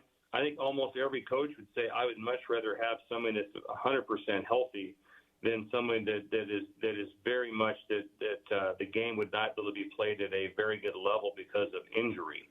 So like I said, it is a very tight conversation, especially when there is the place that I would see more pressure would be hey, we got to go, man. We're all banged up, in the locker room. But whatever those trainers are told, because so you want to talk about keeping your job and losing your job. You want to lose your job real fast? Just have that happen. Just have documentation that it was 100% this person was not allowed to play, and somebody overruled it that was not a medical person per se, and then had them play. So that like I said, I've just never seen that. You just got to walk out of the room. It's like, okay, that kind of stinks, and you move on with who's available. But there is a culture on great football teams of being extremely tough. If you start talking to players across the country and the great players that I've coached, it would be like, oh man, was I banged up. It was unbelievable. It was just like when we signed up for it, so we were going to play through it. But it was a certain culture, and I don't think anybody pushed back that they liked the fact that Utah was a very, very tough physical football team. This year will be the 41st year for Coach Witt as a football coach, and you did it for 34 years yourself. Kyle is in his mid-60s now. I wonder, Coach, how you've seen these types of things change generationally. I mean, we talk about it in pro basketball all the time. Like John Stockton and Karl Malone played 82 games almost every year, and now there are like 5 guys in the NBA that play 82 every year, and more often than not, star players don't even come to Salt Lake City. A lot of them just don't play. I mean, the load management stuff in the NBA is a different deal, certainly, than it was once upon a time. But, Kyle's an old school guy, and he expects you to show up for work, and he expects you to put in the work. And he always used to say, I just want my players to be able to understand what I ask of them and then physically have the ability to do it. And, he has proof of concept. He doesn't have to explain his approach to me or anybody else because it's worked at a high level. But is there a generational shift as it pertains to the mentality of just showing up and playing, maybe even if you don't feel like it? Well, there sure is a shift as far as how things are looked at scientifically, that is handled. You see it. I mean, like MLB is huge right now, right? The number of there were some years where some guys would throw 19 complete games, and now you don't even hardly see a complete game anywhere. That's just not the pitch count. So there is a little bit of a difference with that, and then also there's a lot of things that are very impressive with just the contact, especially to any sort of head injuries. Which is, like I said, that was always just one. If someone even mentioned to you at any point in time that, in the last 10 years that boy, I feel a little dizzy. It's like, trainer, right here we go. But there is a little bit of a change with it. And, but like I said, you have to be able to determine, like I said, if you have something that was, that is potential that could be a lifetime injury that would continue on or any sort of permanent damage. I know that for a fact, I've never been in a room where I felt we went into a game, it's like, man, there's a couple guys playing today that I do not think should be on the field. I've never seen it, and maybe there was more to it than what I know, and sometimes all the information was it passed down the correct way. But like I said, I don't want to take shots at those guys that had to go through some things because everybody has to go through a lot, and it is it's a collision sport, like you said. It's not a contact sport. So, one thing, and look, every coach handles this differently, and maybe there's going to be some rules and regulation put in place. Some leagues actually have rules in place where you do have to provide the availability report, a few days before the game, and it has to be accurate. It's funny, Coach. Like I almost feel like Kyle was messing with us all the time when he would release his injury report, and he was very, very close to the chest with his information about injuries. And of course, with the news coming out today, that has become topical. Talk us through that process as somebody that was in those rooms for 34 years, as far as how you handle the injury stuff and whether or not it is an advantage when you kind of keep it quiet. Well, it is. I mean, back in a lot of, until recently, in the last few years, I see the Big Ten, I think, is doing 4 per week now. to start off with how it starts early in the week and all the way through. And before, there was never a discussion of anyone being injured, and it was always as tight-lipped as you could be. But there is a distinct advantage if all of a sudden there is a quarterback or left tackle or some position, if all of a sudden you think that the quarterback is injured, during practice on a Tuesday and no one knows about it, but the opponent knew about it, that's a major change. So there's a lot of advantage to having some sort of knowledge. And then just the thing you cannot lose in any sport is the integrity of the game. And so the piece that was always looked at the most was and now it's so prevalent with the gambling, is how is this handled when people are putting money on the line and they can bet on their phones. So to keep the game obviously on the highest of the integrity level, it's so important to have that. But honestly, it was always this, if someone was injured, it was like, wasn't a lot said, but you just didn't say anything.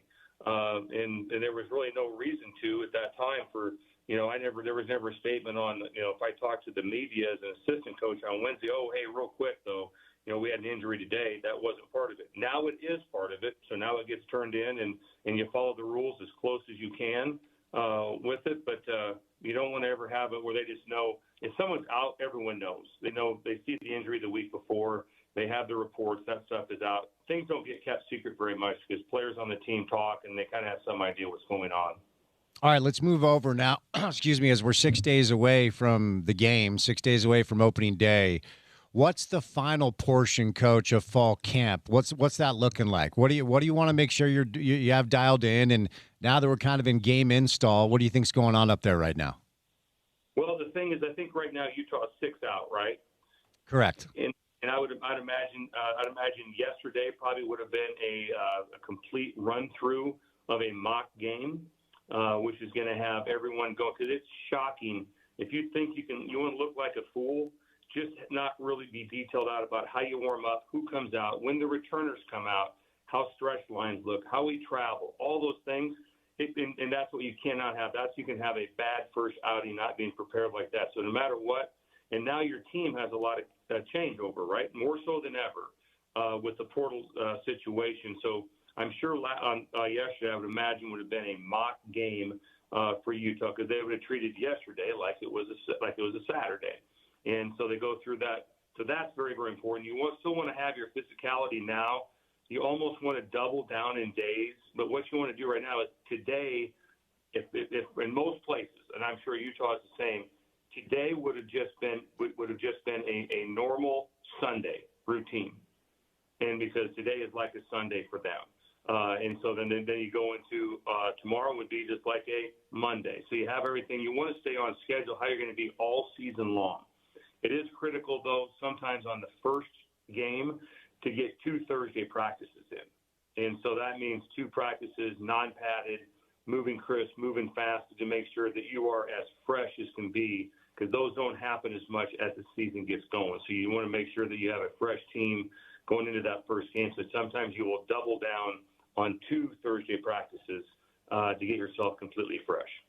We had Coach Mack in studio a couple of weeks ago for an hour, Coach, and he uttered your name as the safeties coach that saw Morgan as someone who could play that position.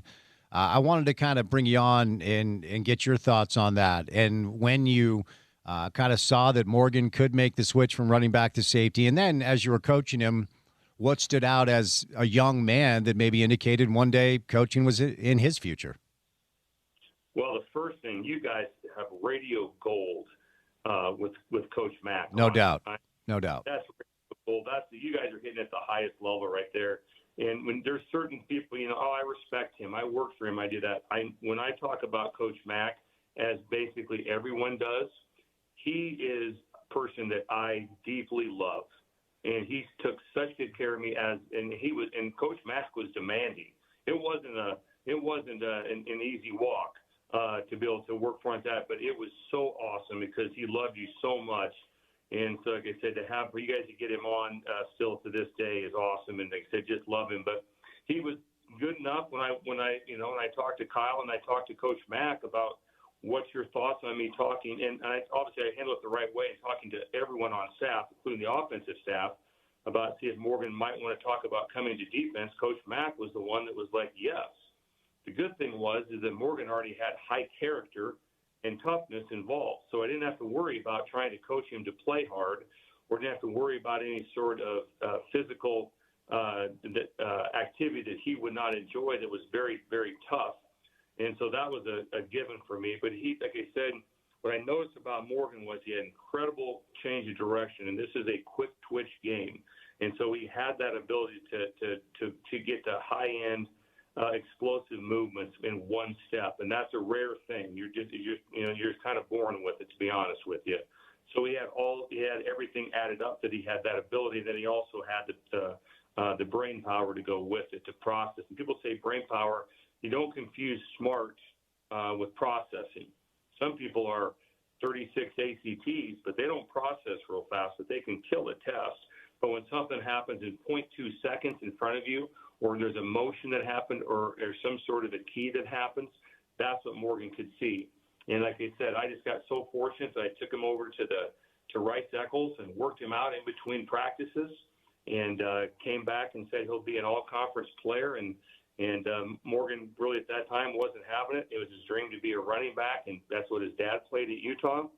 And then 2 hours later, we went into our team, not a team meeting, but our position meeting, and Morgan was sitting in my room, and we just got started from there. And Morgan would be one that I would have been highly concerned with injury because he wouldn't tell you. And I don't know if he's doing like that. If he's one of those guys you'd have to pry to find out where his health was at because he was a press-on guy, don't let the team down guy. And like I said, sometimes that's a very noble thing. Sometimes it's also not a great thing just because of you want to make sure those guys stay healthy lifelong. So you alluded to something just now that Morgan talked about this week during his media availability because he was discussing a couple of players that they asked to switch positions. And he said that they were great about it, very willing. And then he said, in a way that I was not. As the guy that was there for that, what does that mean, Coach? Oh, he was not. He did not. It's hard to be told because, in essence, when they're changing your position, there's two things. I tell everybody when they're changing positions, that's a good thing because somebody wants you. If you're being asked to change just because I wouldn't have went just, oh, yeah, sometimes you get players moving. That's not even what you want as a position coach. Like, I don't want him in my room. And, well, obviously, it's nice when the coach is begging for you to come to his room. So that's a plus. But at the same time, you're kind of being told, right, that maybe you're not a future running back here at Utah. In essence, you're kind of being told in a way that you're not one of the elite running backs on this team right now. And that's a hard piece to take. And Morgan handled it, obviously very well. But no, he did not come over just blazing like, this is the best thing ever, thank you. But he didn't act that way on the field. And then once things start to stir in, and then by the time that him and Dave Rebel became starters together, they became a fearsome group to play with and coach. And so it was a lot of fun. But no, he wasn't excited about it whatsoever. He probably used that example of how he wasn't excited, but then how the move happened and then his life changed. It's hard to imagine, but I think you can honestly say the chance of Morgan Scalley being the head coach at the University of Utah, I don't know if that happens if he stays at running back. I was actually going to follow up with that exact question because for our listeners that don't know, Morgan was an unbelievable high school running back. Like I know his older brother Taylor, and we used to go watch Morgan when he was at Highland, and nobody could touch him. He was unbelievable as a running back. So, the fact that he has a background on that side of the ball as a running back combined with his collegiate experience at safety, I mean, it feels like a perfect mix. I was going to ask you if you think he would have been a head coach if he actually didn't make that switch.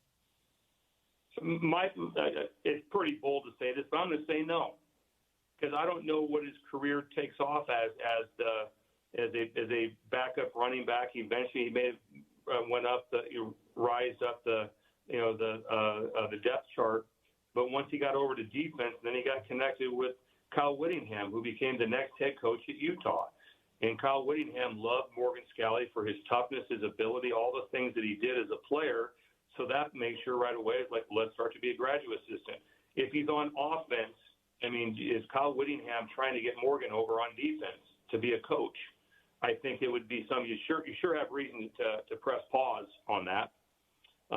Now, if times were different and the offenses were a little like if Morgan was in this world, probably would have been more successful in offense because he'd have done a lot more things in the slot, fly sweeps, different skill sets that he could have done that might have made him his offensive career start faster for him. But I think it's safe to say that you never say never, but it would have been much harder for him to be there because, again, the head coach was the defensive coordinator, and he loved Morgan Scalley. And so that really helped Morgan when things got rolling for him.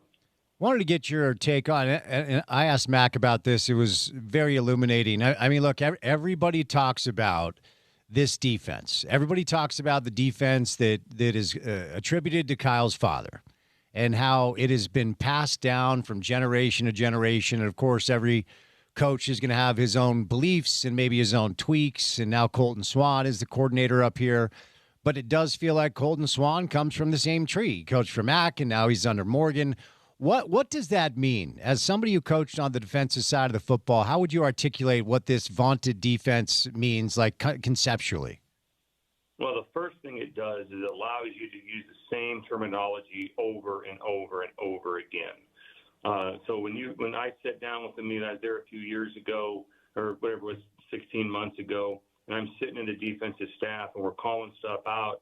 Everything that's being said is stuff that I can remember from 25 years earlier. So that's a big plus, and the carryover is that. And then the same adjustments. We have this.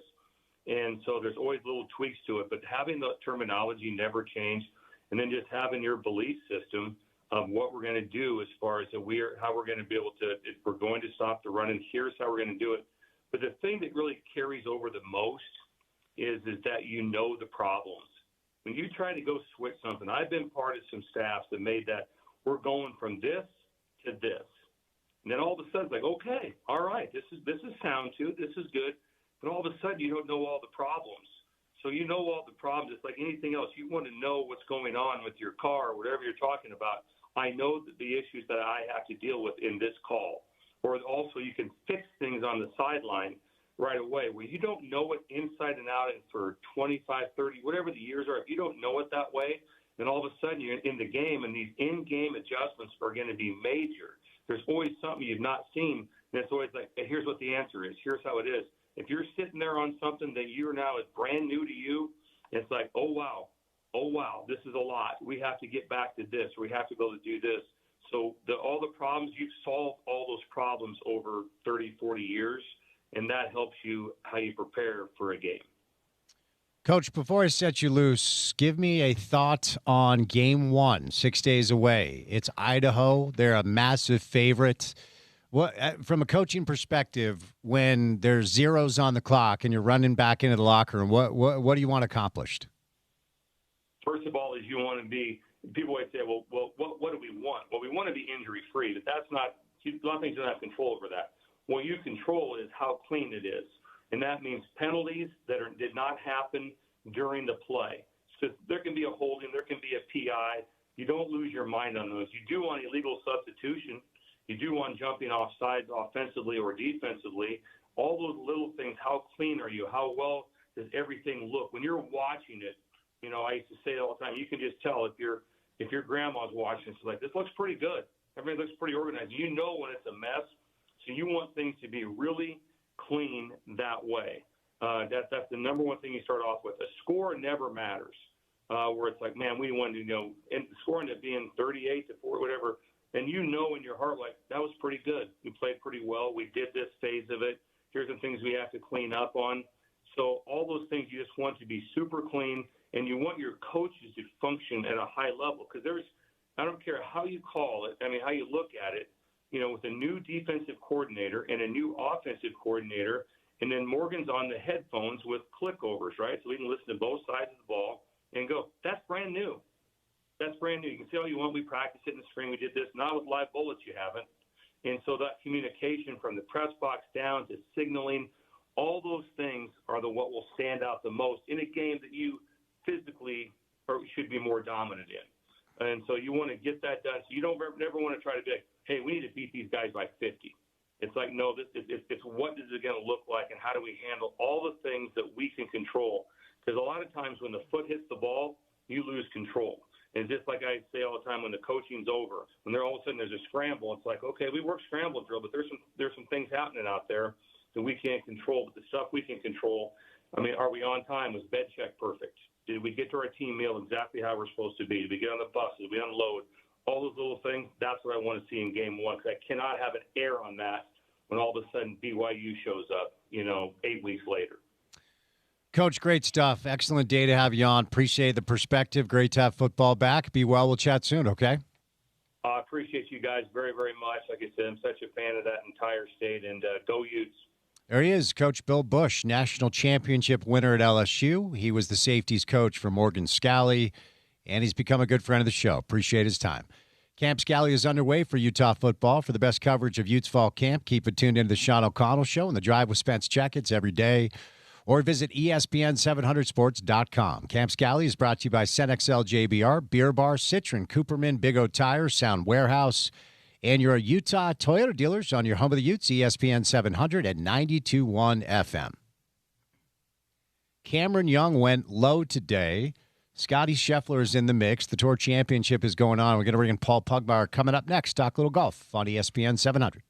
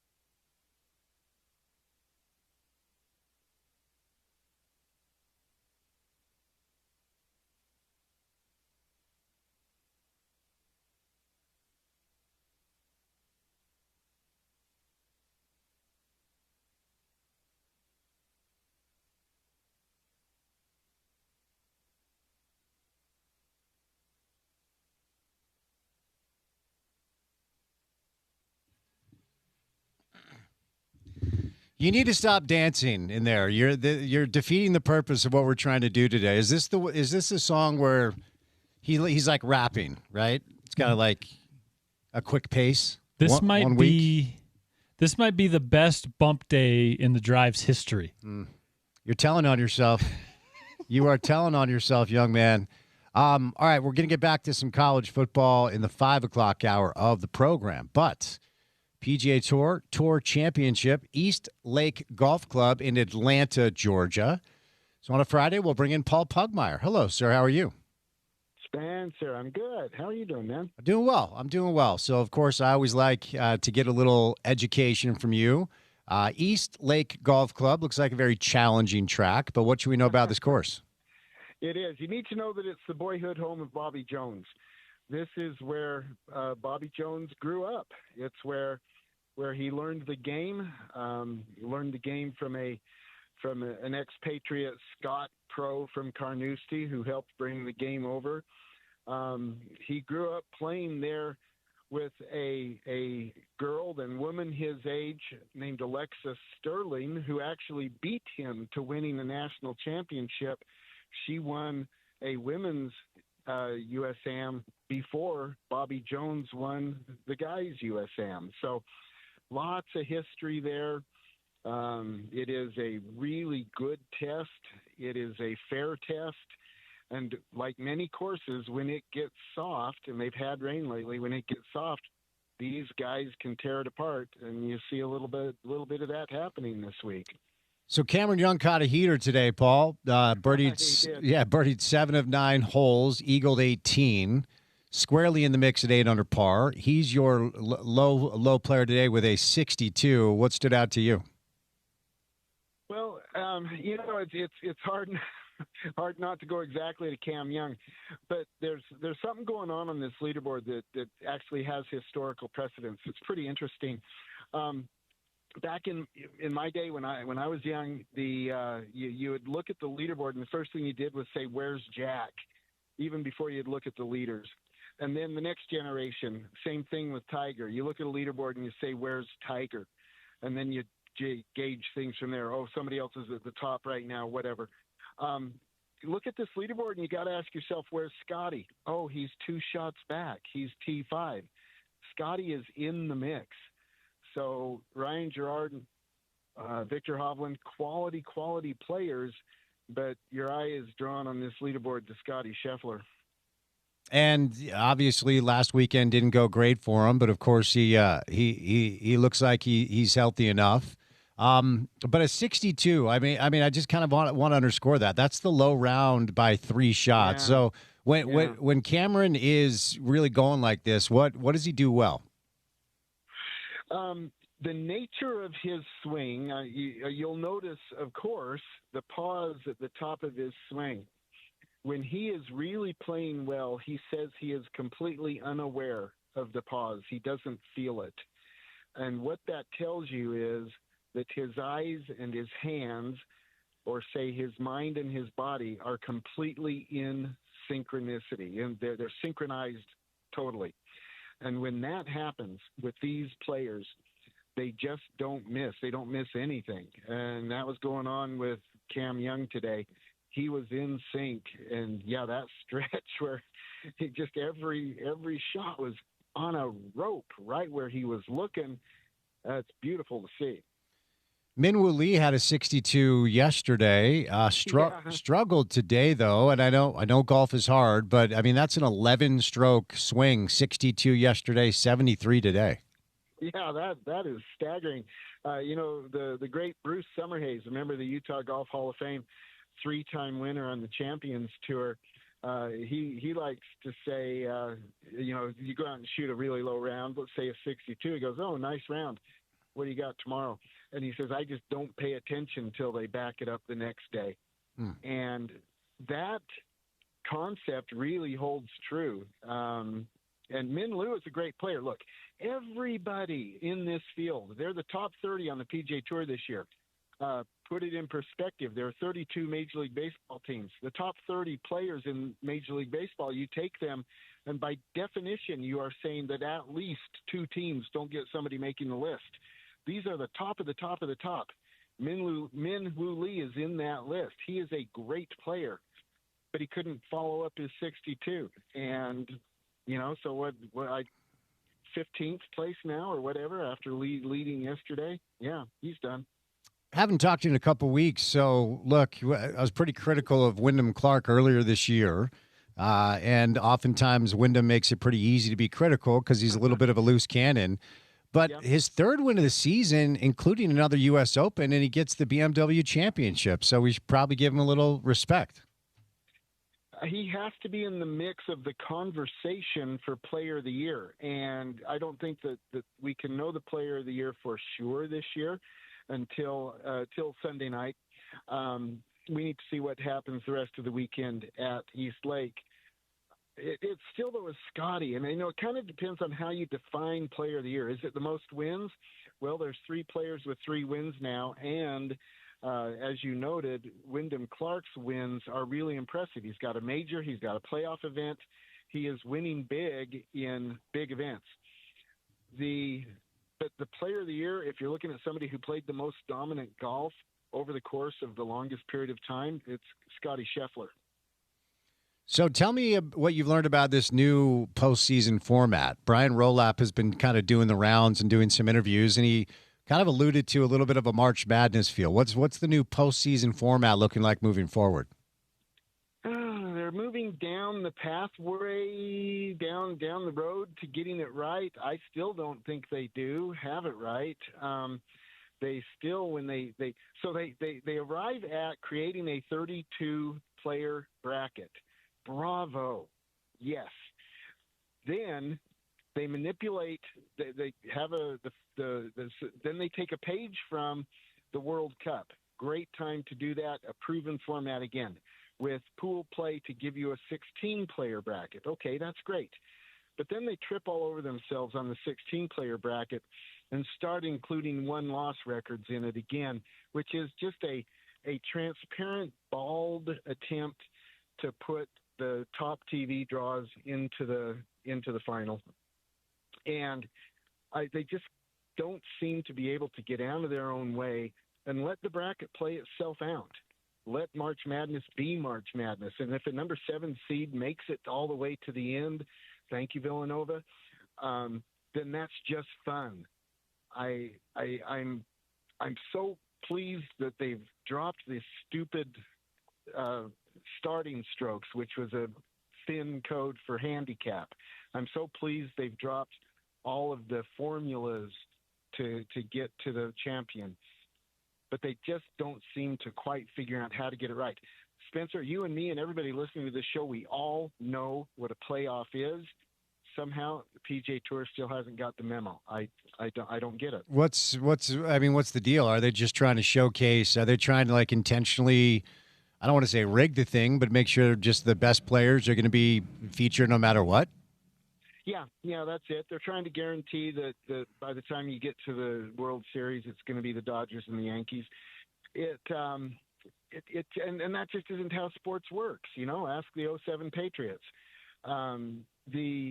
You have to let things play out. And all along the way, the tour has been trying to make the playoffs be a recognition of the regular season. Well, the Mariners, we've mentioned this before. The Mariners in 2003 won 118 games, most in the modern era. Did not even make it to the World Series because they couldn't get out of the playoffs. That's the way playoffs work. That's the way playoffs are supposed to work. That's the beauty of the sport, of sport, not in any sport. But the tour has always tried to make their season-ending event be a culmination and a recognition for the regular season, include the regular season, and you just can't do that. Paul, it's interesting how life works. Oftentimes, given enough time, over time, things that you feel like aren't sustainable, things that you feel like probably shouldn't be a thing, end up going away, and then history decides to judge what the thing was like when the thing was around. And the thing here is Live Golf, and it wasn't too long ago you and I were debating, what the hell is going on here? How can a Saudi-backed golf league be a thing? And it doesn't look like it's going to be a thing any longer. But here's the deal. Brooks Koepka had the returning member program at his disposal to come back to the PGA Tour in January after leaving LIV. He agreed to make a $5 million donation to charity, forfeited the player equity shares for 5 years, and wasn't eligible for the FedEx bonus program this season. And Brian Rolapp is a killer, man. He's like, that's no longer a thing, leaving your guy, Bryson DeChambeau, John Rahm, and Cam Smith as the other 3 eligible golfers based off of the previous criteria, looking for a place to play maybe as soon as next year. How do you think this plays out? Well, they do have a place to play. And, Patrick Reed, think what you like about him. And I totally get having problems with Patrick Reed. I totally get it. But he went to the system and he said, okay, is there a path? Yes. What is it? DP World Tour? Okay, I'll play there. And he goes over and he wins 2 of the first 3 and he gets enough points. He's going to be on the PGA Tour next year. He didn't complain. He didn't ask for special consideration. He said, what is it? It's that. Okay, I'm going to go play golf. And that opportunity is there for anybody else who wants to do it. Now, Patrick had the presence of mind to not think I'm better than that. Is Bryson DeChambeau? Is John Rahm? We don't know that yet. It will be fascinating to see how they react to it all. But there is a path. The path goes through the DP World Tour. It's one thing for you to come on the show and try to convince me to like Bryson. If you're going to try to bring Patrick Reed into this, Paul, we're going to have a conversation off air. You don't need to like him. Okay. But I ask you to recognize 2 things. Number one, he is a sublime wedge player. Absolutely best in the world. And then also, just give him a little cred that he didn't complain about this particular thing. He just went and played golf. All right, fair enough. My guess is he complained about it to somebody. We just didn't hear about it. Probably right. All right, before we get to the local stuff, I always like to ask you, and this leaderboard is wild, man, because as you referenced, they're all awesome. So how many players, and yes, Scotty's right there, and, Scotty doing Scotty things terrifies the field, but how far down the leaderboard are you willing to go? At least the top 10. Maybe deeper, because any of these guys can throw down a 62 when it's soft like this, and we'll see if they do. But I'm going to go include everybody in the top 10 or ties. Let me ask you about Wyndham at 4 under and Rory at 3 under. That's a 7 and a 6 stroke gap. Yeah, that's a little tough, especially for Rory.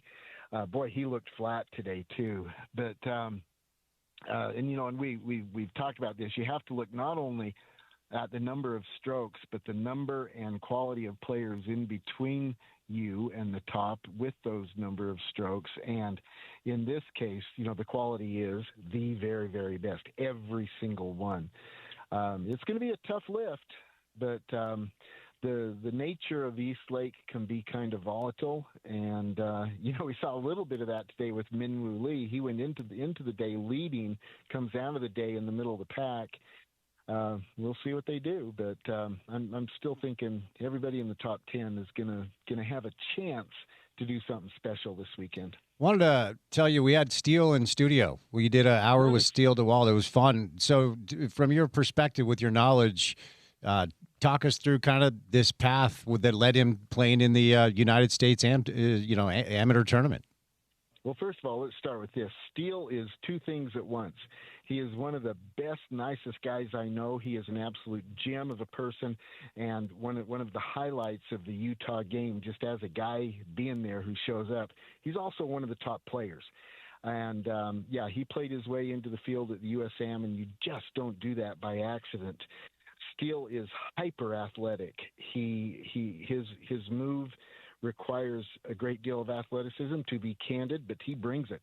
And he's very strong. He's a high-speed player, fun to watch, and just really, really a good player, really a good guy to hang with and to sit and talk with. I'm going to go back and listen to the recording of that. So as far as that tournament, obviously a pretty cool experience, especially with the track he played on, right? Yeah, they were at Marion, one of the great courses in the history of the game. Marion is where Bobby Jones closed out his Grand Slam in 1930. It's where Ben Hogan closed down his U.S. Open coming back from the car wreck.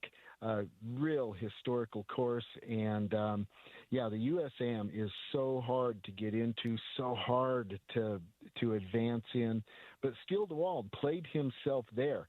And the nature of the USAM is that it's built for college kids, to be candid. And so, gosh, it's been 50 years ago now. The USGA, in response to that and recognition of that characteristic of the USAM, they developed the US Mid-Am for players 25 years of age and older. And, you know, Steele is that. Steele's in his 30s. And yet he was there going toe-to-toe with these college kids. It was pretty dang cool. All right, Paul, what's coming up on the show tomorrow? What's the latest on the local golf scene? Well, we have crowned a new senior state am champ. Shane McMillan won that tournament this week. We're going to talk to him, but we're also going to sit down, get with Patrick Fishburne and do a review of his year and get his plans and thoughts going into the fall season. Patrick needs a strong fall season. He knows it. We're going to talk to him about that on the radio, on Utah Golf Radio tomorrow morning. All right, my friend, I appreciate the time today. We'll let you get back to it. Have a great show tomorrow, okay? Thank you. Paul Pugmire, host of our golf show every Saturday morning. You can check it out on this radio station. I always appreciate Paul's time. PGA Tour, it's the battle for the Tour Championship, really the final big event before we get to the fall series, which will include a PGA Tour event down at Black Desert in St. George in October. East Lake Golf Club, home of Bobby Jones in Atlanta, Georgia. And Ryan Gerard and Victor Hovland are at 10 under par as your leaders in the clubhouse. Everybody's done today. Colin Morikawa, Chris Goddard up at 9 under par. Cam Young, Scotty Scheffler at 7 under par. Justin Rose, Matt Fitzpatrick, Adam Scott, Ludwig Oberg all at 7 under. It is a jam-packed leaderboard. Going to be a wild weekend. Brought to you by friends at You Into Golf. Join You Into Golf by Worldwide Golf Shops today for the latest deals on Ping, Titleist, TaylorMade, Callaway, Mizuno, and more. Club Fitting Technology, 90-day satisfaction guarantee. Golf simulators, indoor hitting bays, full-service repair and regripping. Indoor putting green, experienced service professionals serving Utah golfers since 1971. Check them out at uintogolf.com. All right, 3 hours down, 1 hour to go. All college football, final hour of the show. We'll say goodnight at 6 on a Friday right here on ESPN 700.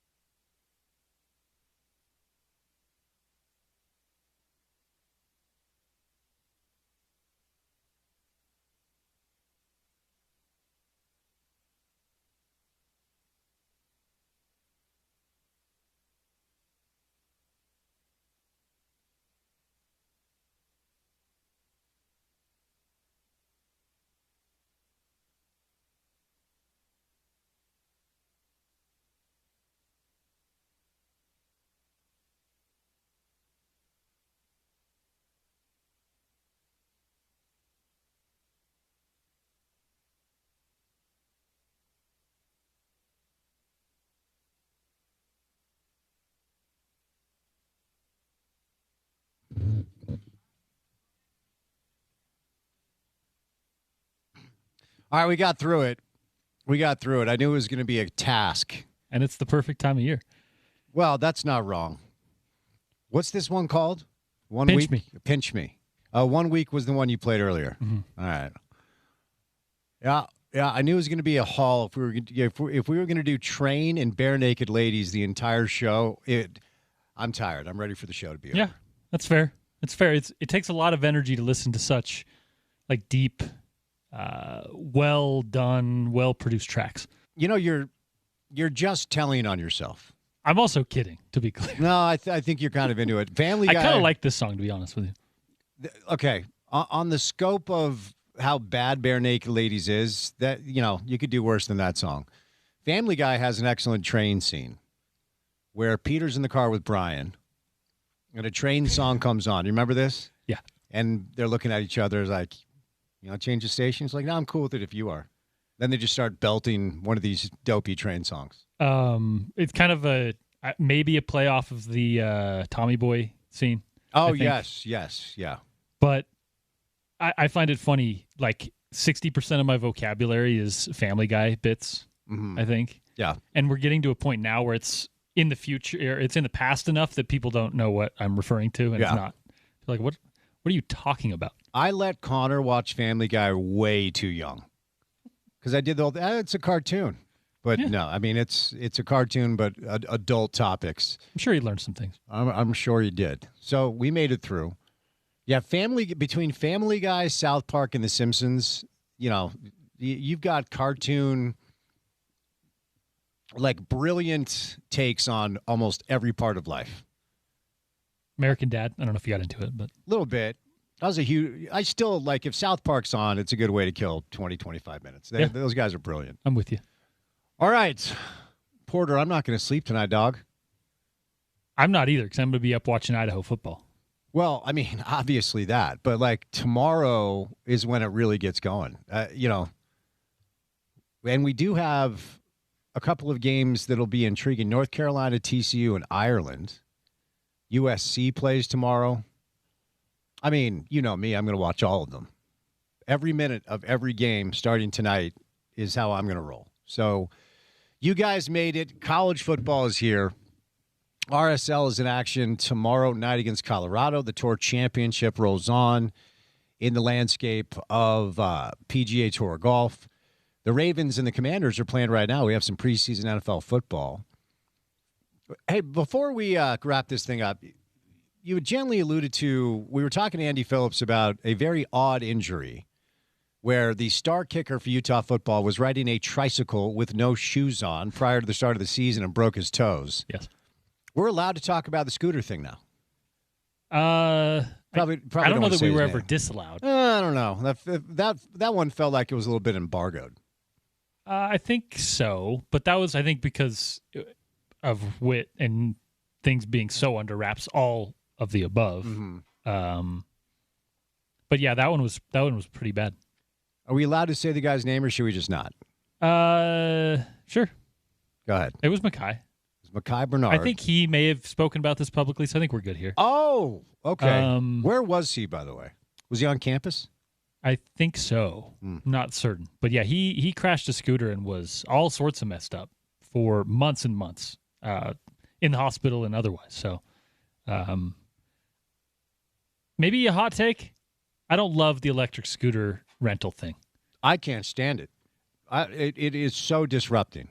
Maybe incentivize like people to use them on their own and buy their own and like commute using very sustainable sources like an electric scooter or a bike and such.